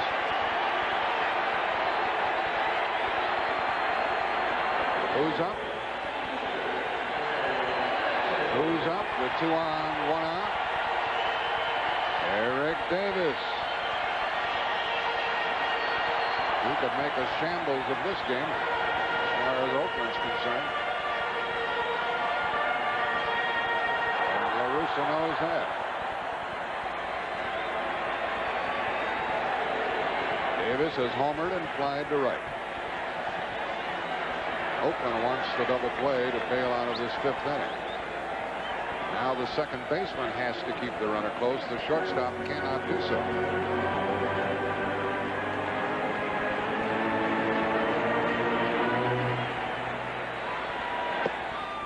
That's ball 1.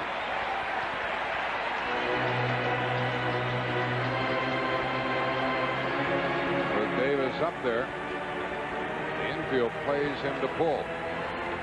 The outfield straight away. The shortstop can't keep Hatcher close. Into left field. They bring Hatcher home. And he is safe, and it's 5-0.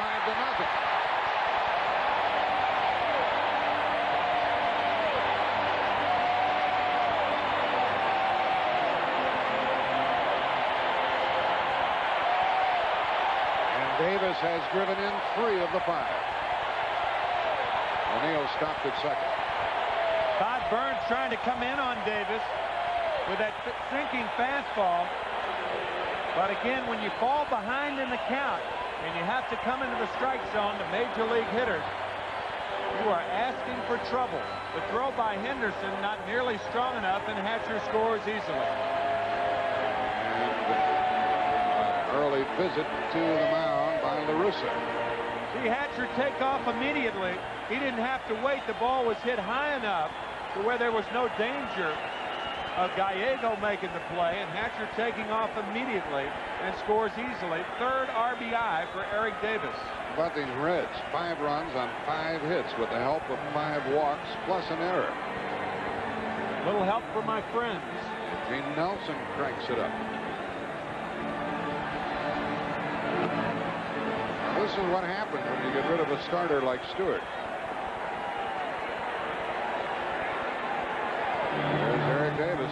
He and Hatcher have been burning things up tonight. Even though I'll tell you that Oakland Athletic middle relief corps really underrated and unheralded. They are outstanding. Al Morris, strike to him. Russo went out and told Burns what he wanted. There's Billy Hatcher, a walk, 2 doubles, 3 runs scored, and an RBI.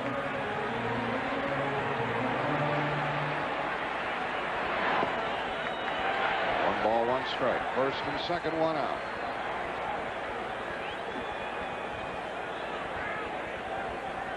This batter really strides into the ball. You see his right foot. It ends up very close to the plate when he swings. Breaking ball, and he fouled it. 1-2, and Morris sprays the ball around the park. Morris almost has the ability to hit with his feet mobile. He really steps into the ball literally. He moves his back foot and his front foot. There's not just the one stride into the ball. Look at the unusual way that Hal Morris moves his feet when he approaches the hitting position. inside to even at 2-2. Doing a little tap dance in the batter's box. I bet Todd Burns didn't expect to be in this game in the 5th inning with Dave Stewart starting. 2 on, 1 out.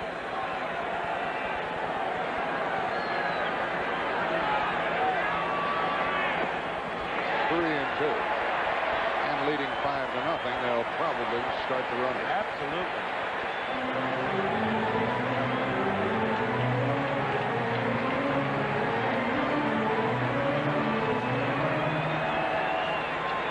O'Neill at second, Davis at first.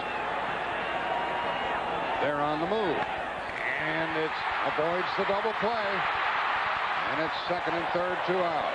It would have been a double play had the runners not been going, 2 out. You take more chances when you're ahead. This ball is scorched to second base. Runners running. You can see O'Neill and Davis. And the only play Willie Randolph has is the first base to easily get marked. But no question, that's a double play had they not been running. They're going to pitch to Sabo, but he'll probably have to fish for something to hit.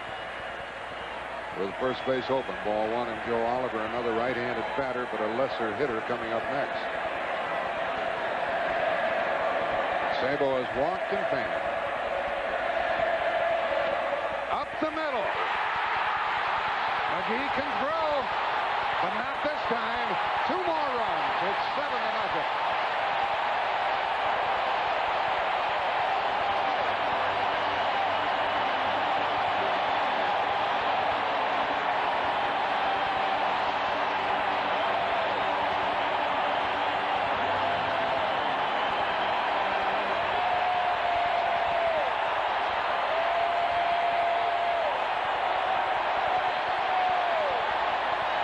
Watch how Sabo goes down and gets a slider. That's how Pittsburgh got him out. Piniella has helped him. There's a base hit by Oliver. There goes the runner to third. He is safe at third with 2 outs.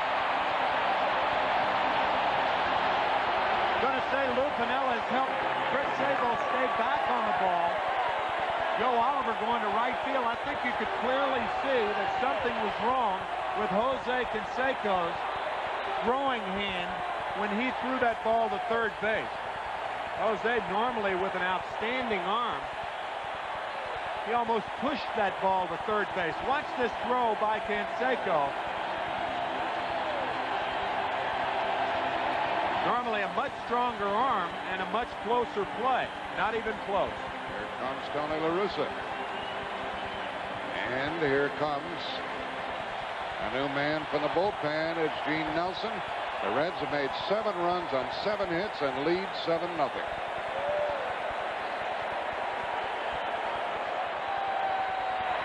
That's what Nelson has done in postseason. Inning in 2/3 during the regular season. 3-3 with 5 saves. First and third, 2 out. 3 runs home in the 5th. Reds leading 7-0.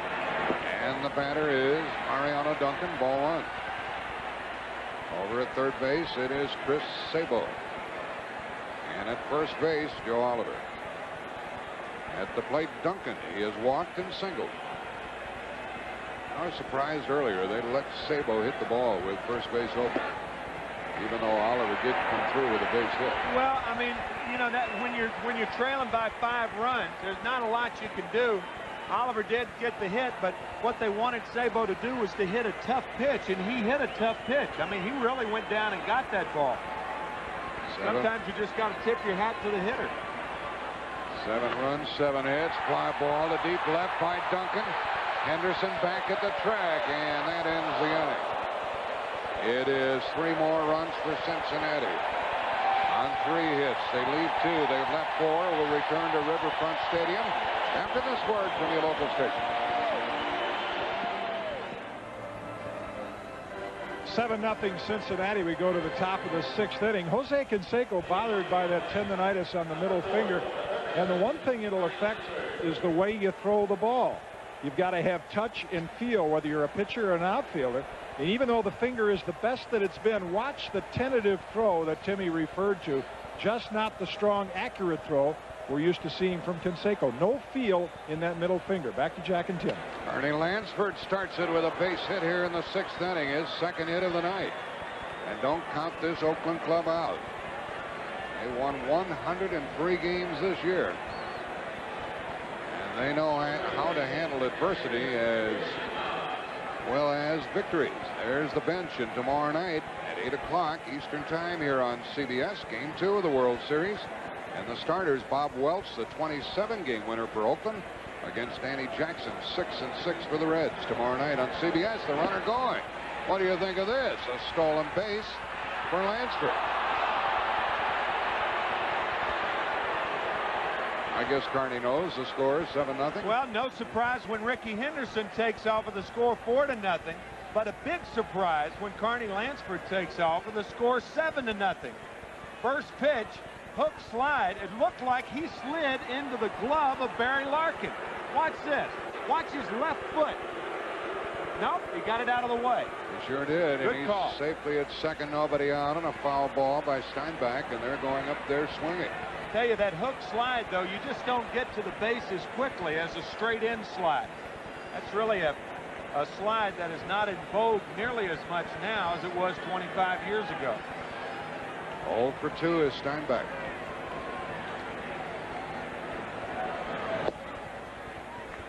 And the count 1-1 on him. Well, this gentleman harkens back to 61. Yankees beat the Reds in the World Series in 5 games. Here should be the first out of the inning. Duncan throws to get the Oakland catcher. 1 out. And the runner to third.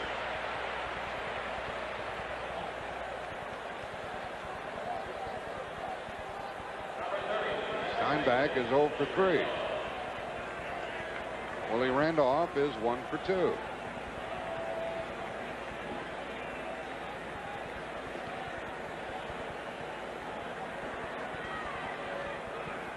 Seven to nothing Cincinnati, 6th inning. A chopper foul. Of course, with the lead such as it is, the Reds are playing deep and willing to give up a run for an out.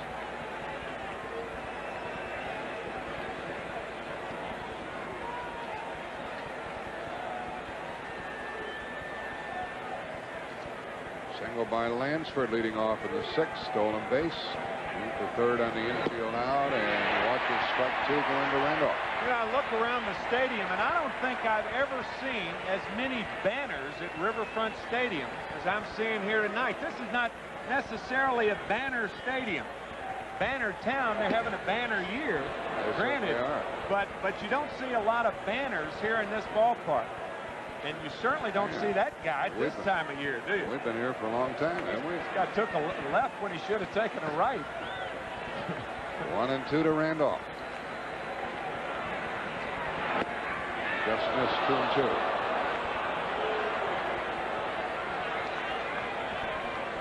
Rijo would like to get through this 6th, and that's when the Reds frequently go to their bullpen in the 7th inning. Charlton, Dibble, and Myers.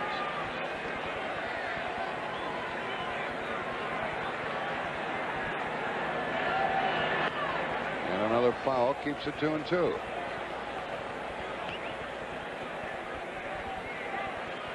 Willie Randolph, we'll see a lot of him in this series at second base. With Walt Weiss missing at the shortstop position for Oakland, and Gallego playing there.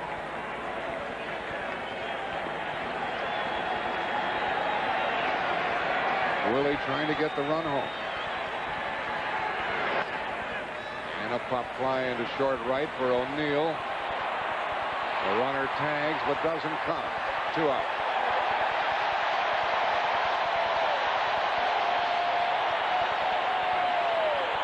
Yeah, you just can't take chances like that when you're trailing by 7 runs, especially with Paul O'Neill in right field.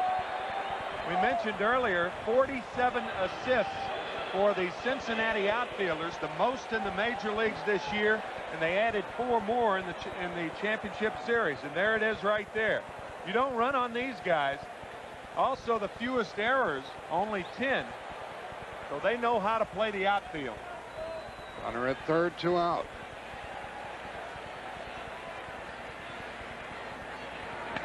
Fly ball for O'Neill to chase, and he has it, and Oakland still hasn't scored. Now the A's have stranded 8 while being shut out. Bottom of the 6th, 7-0 Cincy.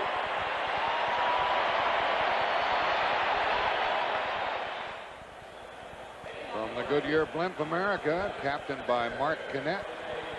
The captain is from the wood, and as he walks to the plate, he's 0 for 2, but he is shut out Oakland on 6 hits in 6 innings. Gene Nelson, base hit.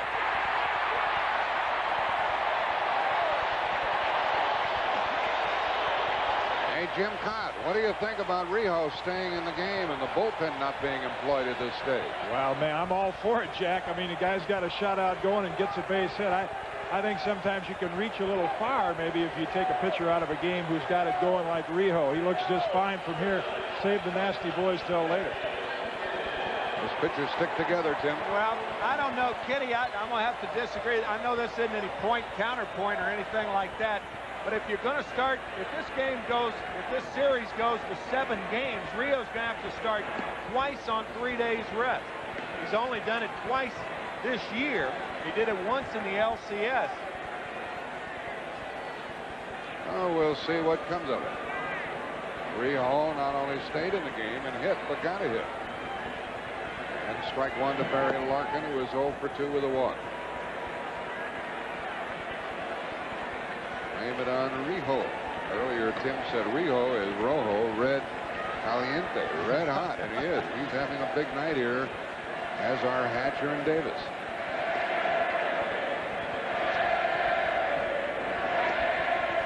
Two balls and a strike. I know Kitty's point. If Rijo has only thrown, say, 90 pitches, 95 pitches with a shutout going, what's the difference in 95 and 130? If you could somehow gauge that and say that if he throws 130, he'd be less effective 3 days from now, then I think Lou would take him out, but not now. Rijo is out, and so's the batter on a dandy play by Willie Randolph. What a good play by Randolph. Larkin is retired on the 4-3 double play here in the 6th. Boy, that's a terrific play by a seasoned veteran right there. 42 postseason games. This is his 43rd. Only Davey Lopes and Joe Morgan have played more games at second base in the postseason, and he's never made an error. And he wouldn't let Rijo tangle with him. He let him go by, tagged him, and cleared the runner and got the batter. Wonderful play. You talk about a classy act. The ex-Yankee captain Willie Randolph. Billy Hatcher is up. Well, what else is he going to do? He's walked, doubled, scored 3 runs, and driven in a run. Gene Nelson, the 3rd pitcher of the night, throws high. Stewart gave up 4 runs. Scott Burns gave up 3. 1-1. And 3 of the people walked by the Oakland pitchers have scored here tonight. Makes a big difference.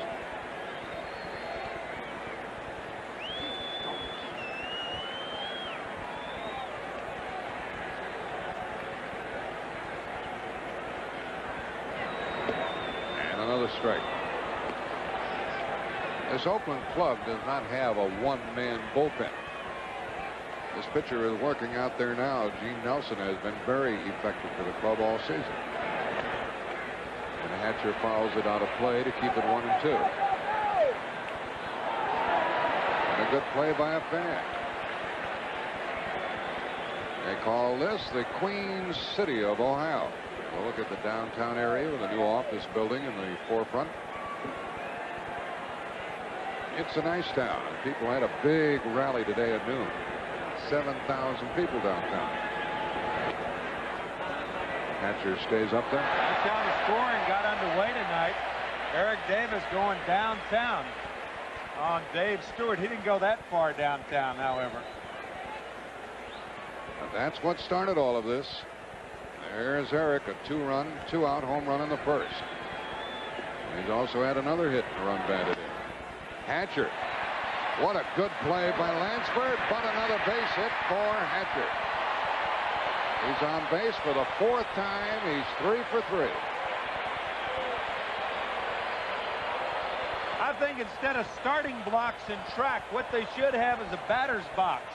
Because, see, when you smell a hit, you run faster.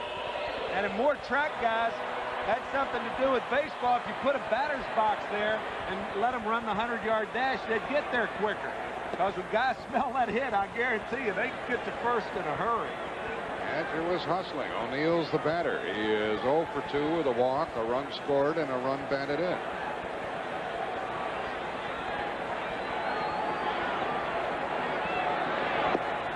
Reds are leading here 7-0, 6th inning, and they about hit the A's 9-6.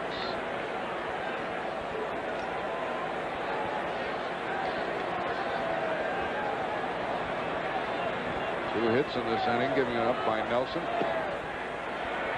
He's behind on the count, 3-0. Riverfront Stadium, Cincinnati.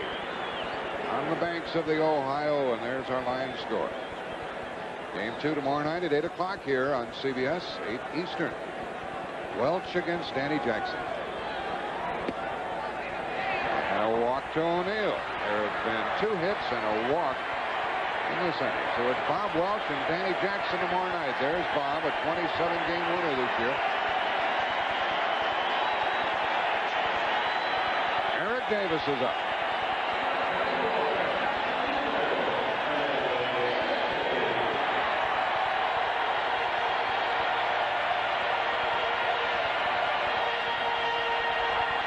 I've been here earlier in the year when they've been booing him, but not tonight.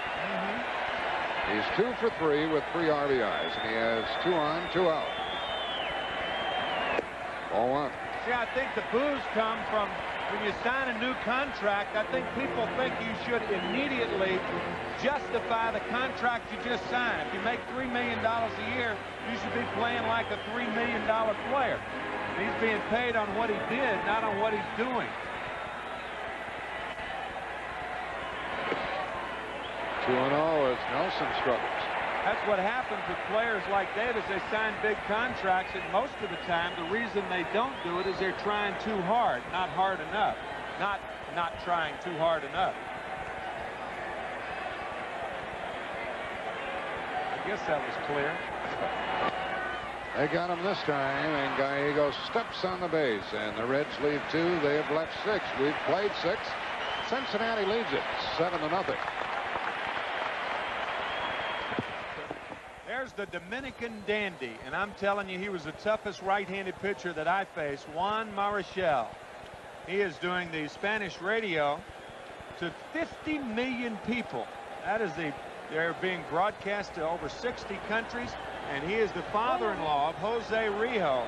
And what a proud papa-in-law he must be tonight. Here is Ron Hasse, a left-handed batter, pinch hitting for Nelson. We'll see Hasse catching Bob Welch tomorrow night. Rijo has a 6-hit shutout going. And it's 7-0 Cincinnati. Ball 1 to the pinch hitter. There's Rob Dibble in the bullpen waiting to see how Rijo gets along here at the start of the 7th. Hasn't started to throw yet.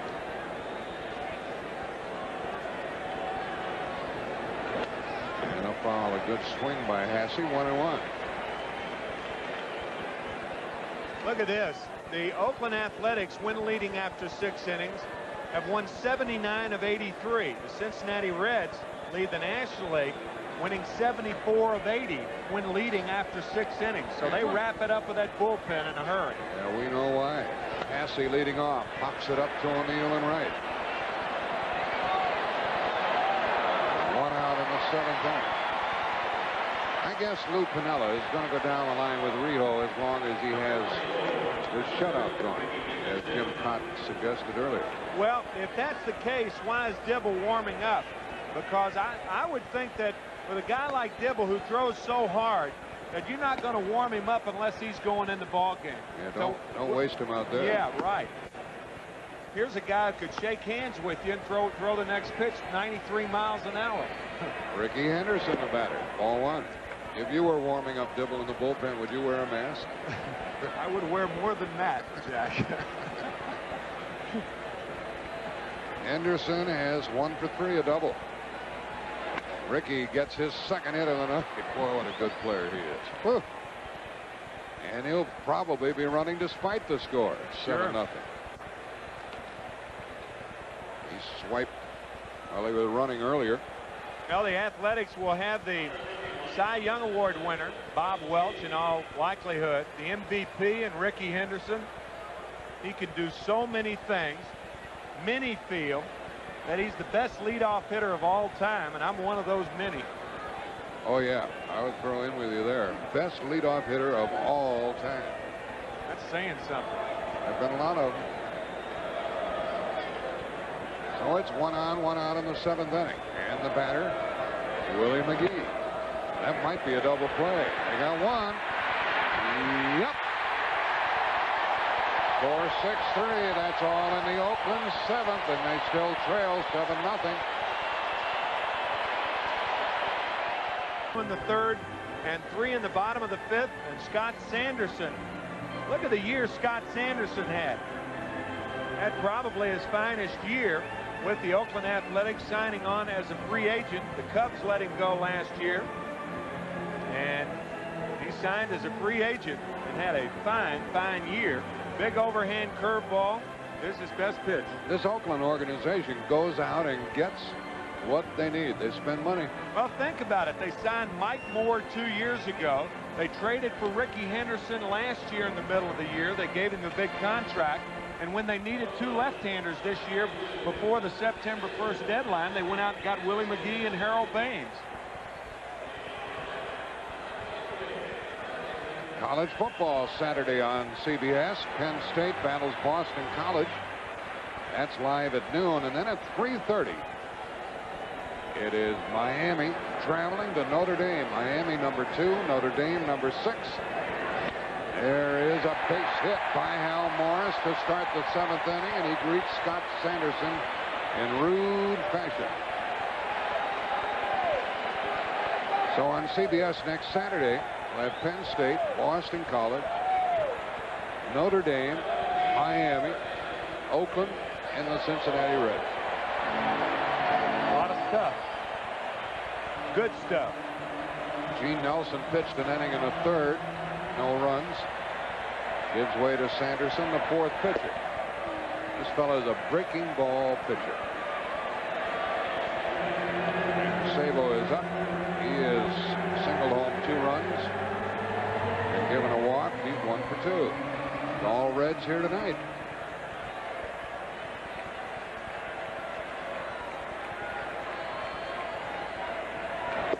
Ball 2 from Sanderson. Ice cream on a pleasant evening here. A youngster enjoying the game in an ice cream truck.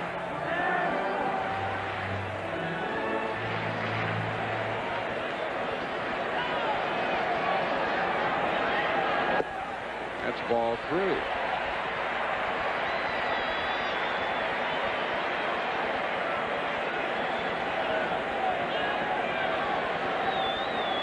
Leadoff hit by Hal Morris. Anderson drops a strike in there. Base hit by Morris was his first and the 10th for the Reds.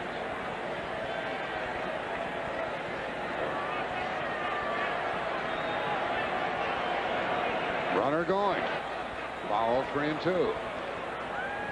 And I guess we've seen the last of Jose Rijo, because with Sabo batting here, nobody out in the 7th inning.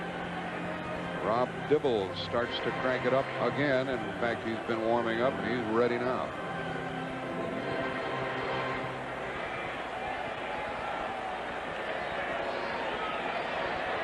Runner at first is going again. And a shot into center field for McGee. He gets it. Tries to double the runner at first base with a good throwing arm, but the runner is back in time. McGee can throw. 1 out. I'll tell you, one of the proudest cities in the country tonight, Tampa, Florida, because they have spawned 2 guys in this World Series matchup that are both from Tampa. Not only that, they played Legion ball together, post 248 in the Tampa area, and they lost in the finals in Miami. And what did Tony tell us? Said that was one of the worst things. He still remembers it. 1959. In the league final, ball one to the batter Oliver. Both of those fellas, La Russa and Piniella, are good friends of a friend of ours, Art Pepin, down there in Tampa. And Al Lopez. And Senor Lopez. Senor, yes, sir. What a grand gentleman. Tampa loves the Nasty Boys. They had a tough time rooting tonight. Tampa's got 2 representatives heading both these fine ball clubs.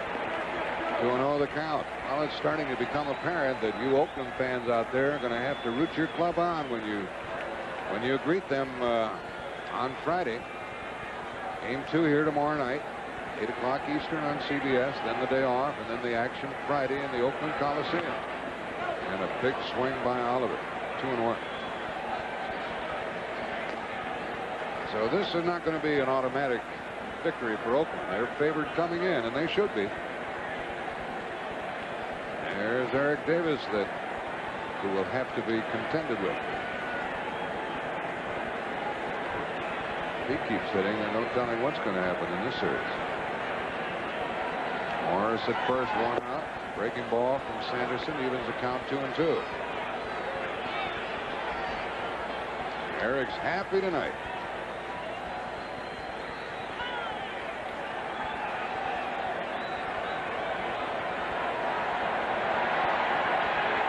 Well, the fans come alive. They want more than 7. Breaking ball and maybe a double play. Gallego bobbles it. They get 1, they get 2. And the inning is over. 6-4-3. We played 7 innings at Riverfront Stadium. 7-0 Reds.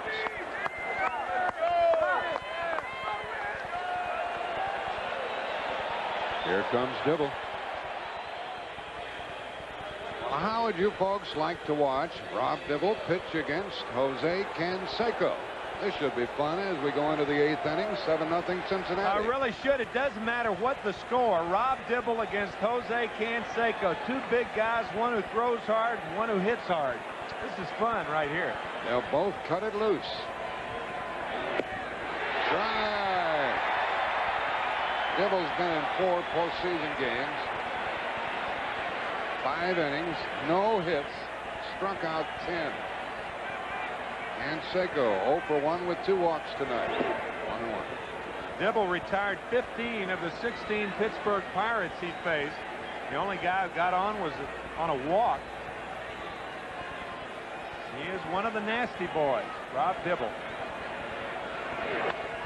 Fly ball to center field, and Hatcher goes back. 1 out. Hey, Jim Cott, do you have a line on Rob Dibble? Yeah, he's still driving in the school zone, Jack. He only had that about 94, 95. He doesn't have it cranked up at highway speed yet, but it's quick enough. 94. I'm glad I'm up here. What school is that, Kitty? School of high heat. There's 1 out in the 8th, and the batter's McGuire. Here's another big swinger, another big strike. And Lou Piniella was talking with us tonight. He said the amazing thing about Dibble, as hard as he throws, is that he does throw strikes. And there's another one. Gets it in him.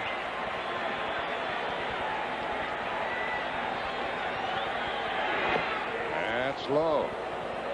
What does the radar show now, James? Well, he's out of the city, Jack and Tim, in the last couple, 98 and 99.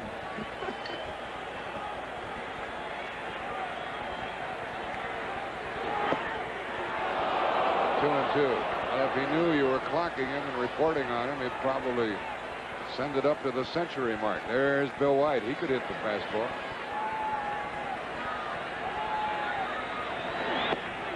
Three and 2. His counterpart is Dr. Bobby Brown, longtime Yankee star, president of the American League. 3 and 2 to McGuire, who is 0 for 3.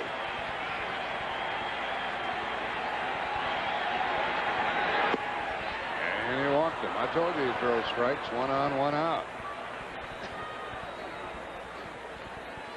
Oh, Rob Dibble, Jack and Tim, I think Timmy's point was well taken. Lou Piniella wants to bring Rio back on 4 days, and I think a chance also to give Dibble an inning of experience in World Series play. That first appearance, I think, is always important. Get your feet wet.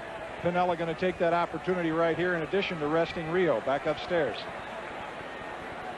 Here's Carney Lansford. He's had 2 hits and a stolen base tonight. Well, that's something to watch that Dibble throw. Well, they say heat rises, and if there's any heater that rises more than a Rob Dibble fastball, I know house heat does it. I mean, this guy can blow. There's nothing fancy. No. Fastball, slider, and both are about the same speed. 1 on, 1 out. Half swing and a foul, strike 2. Jim Cott is on the field level, and he's watching Dibble and clocking those pitches, so we'll get reports from him.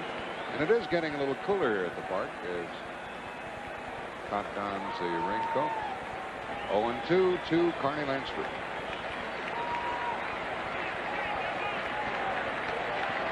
See, that's the reason Piniella brings in Dibble. It's getting a little cold, so he brought him in with the heater, right? I mean, he is throwing hard, and Lou knows it and loves it. 7-0 Cincinnati, 8th inning. 1 on, 1 out. This one away, 1-2. You folks are probably aware of the story. He wants to be a finisher with another club or play this role with this team and get more money next year. 2-2. Dibble's problem is that he's rather new to the big leagues and he hasn't yet become eligible for arbitration, and that's when the big money comes into play.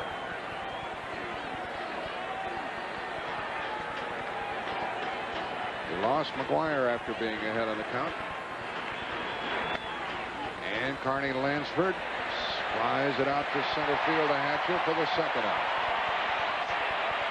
Soon and gone. Hatcher in center having a good night with the glove and with the bat. Lansford 2 for 4 now.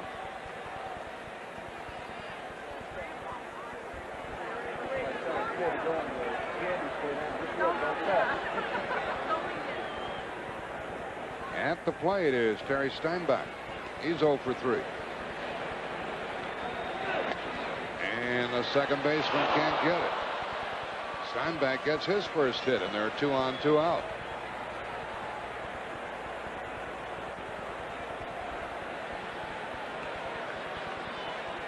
So that's the first hit in postseason play off Rob Dibble.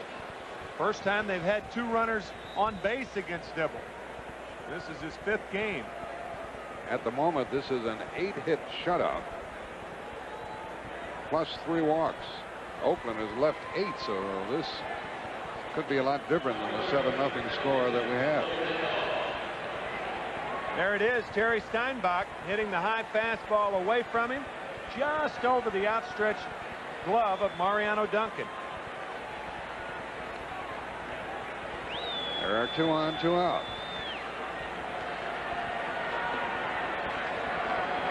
Willie Randolph, ball 1, and it bent the glove back of Oliver. We'll see how they rule on that. As McGuire gets over to third and Steinbach down to second. Everybody talks about how catchers reach with that new mitt. As you see Randy Myers warming up, he'll probably be the pitcher in the 9th inning. There's no way that catchers can get in front of balls thrown that hard. I mean, you got a 92-mile-an-hour slider. I guarantee you that ball's on top of you. You've got to reach to be a catcher. Bill Dickey, back in the late 50s, said you're not a good catcher until you become a one-handed catcher. And that was really before the era of the breaks in the glove. Now to Randolph, a strike, and that blistered in there. You saw him in the dugout waving in Paul O'Neill out in right field. He is playing shallow out there with Randolph up. Willie is 1 for 3. As the A's try to get the goose egg off the scoreboard. Shortstop Larkin waits. Throws, and the shutout is still going. And now Oakland has left 10. And it's Eckersley. Jim Cott, why him? Well, I think 7-0 Cincinnati. And Eckersley pitching to Mariano Duncan at the strike on the corner, and he can paint. Eckersley's record, control record, is astounding. It's scary. It is. Foul ball by Duncan, who has had a hit and a walk, 1 for 2. This year, he walked 4 batters, 1 of them intentionally. And last year, he walked 3 batters. Yes, he's slumping this year. And he gets a strikeout of Duncan.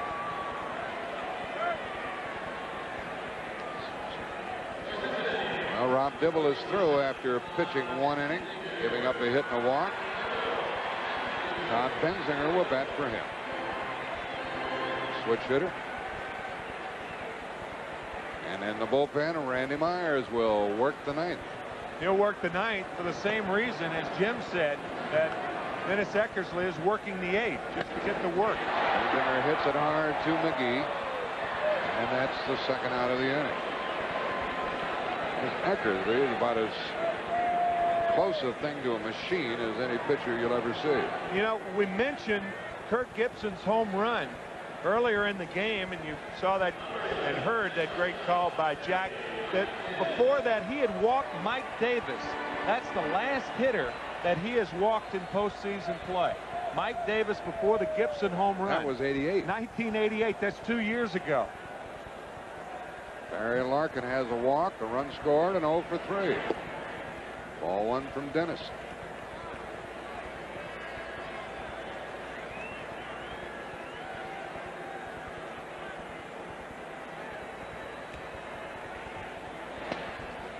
And it's going to be a 1-2-3 inning for Dennis Eckersley as Canseco makes the catch and sends us into the 9th inning with the scoreboard saying 7-0 Cincinnati.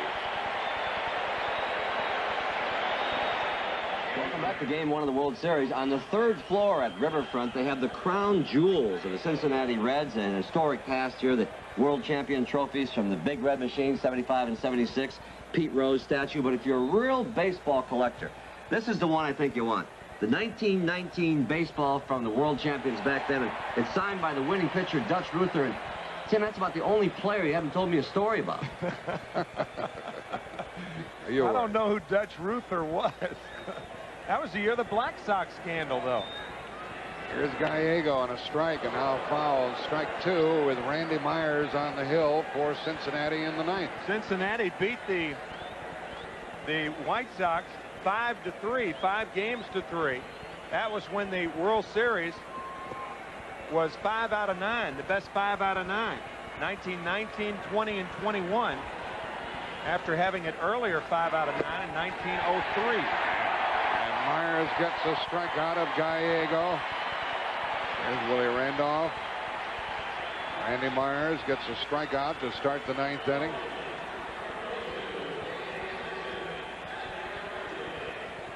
And the batter is Dave Henderson, pinch hitting for Dennis Eckersley, who had an easy 8th inning. Oakland has won 10 postseason games in a row. Strike 1 to Henderson.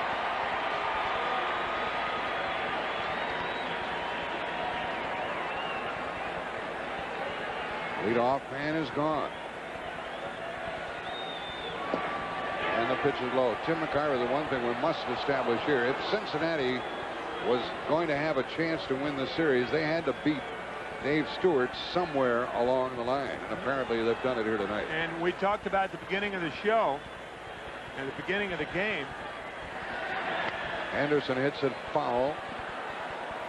Breaks the bat, and it's 1 ball, 2 strikes. I think Dave Stewart was getting the reputation, the well-deserved reputation of being invulnerable.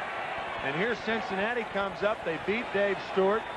He was working winning streak going into Oakland on Friday. And 6 postseason victories in a row by Dave Stewart, Right. who last year threw a 5-hit shutout against the Giants in the opening game. And Henderson got a good swing at that one. So a couple of streaks are going down the tube tonight. There's Jose. He'll be the winning pitcher. He worked the first 7 in a 7-hit shutout. Benzinger next to him. And Myers steps off. He is the 3rd hurler of the night for Cincinnati.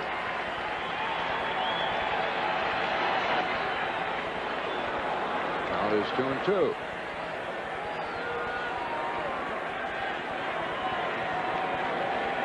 Henderson is one of these happy people. He's always smiling. 2-2 the count.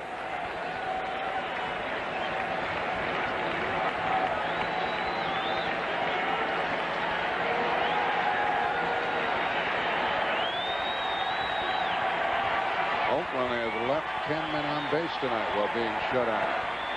And another strikeout for Randy Myers. So the Reds have asserted themselves here this evening. They're not only going to win this game, they have asserted themselves as good champions of the National League, capable of winning the World Series. Not that they're going to, but they could.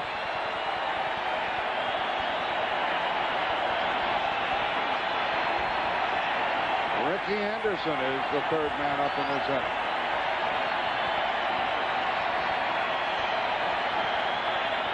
And the fans want this game to end right here. They're on their feet. Ricky has had a single and a double, 2 for 4. So he's his old self. And he'll be on display here tomorrow night. And it's Bob Welch against Danny Jackson. See how the left-hander fares against Oakland. Strike. 1 ball, 1 strike.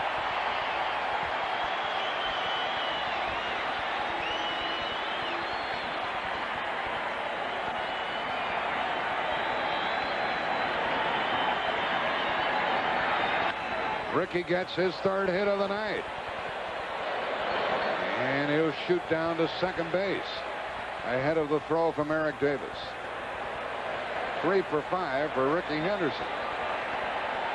And the 9th Oakland hit.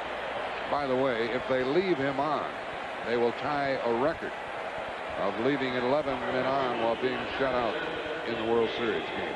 Been done 4 times, most recently by the Orioles versus the New York Mets back in 1969. That's real unusual to leave 11 men stranded and be shut out. Willie McGee has a hit, 1 for 4. He's the only switch hitter in their lineup this evening. Ball 1. The Reds got 2 in the first on the home run by Eric Davis.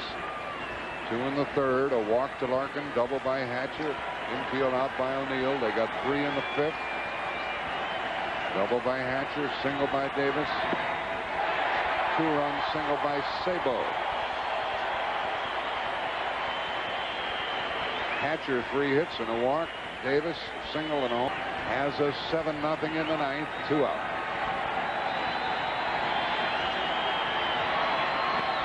And McGee hits it to O'Neill. The Reds have won it.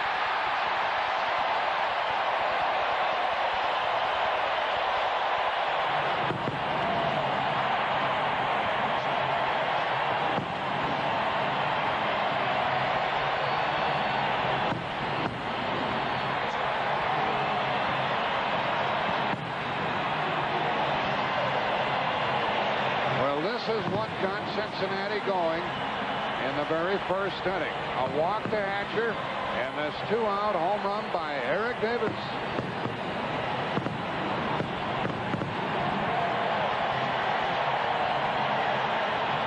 And Dave Stewart pitched 4 innings and gave up 4 runs. Pat O'Brien is going to come along with much more here on the heels of the opener, with Cincinnati winning it 7-0. Cincinnati Riverfront Stadium, where the Reds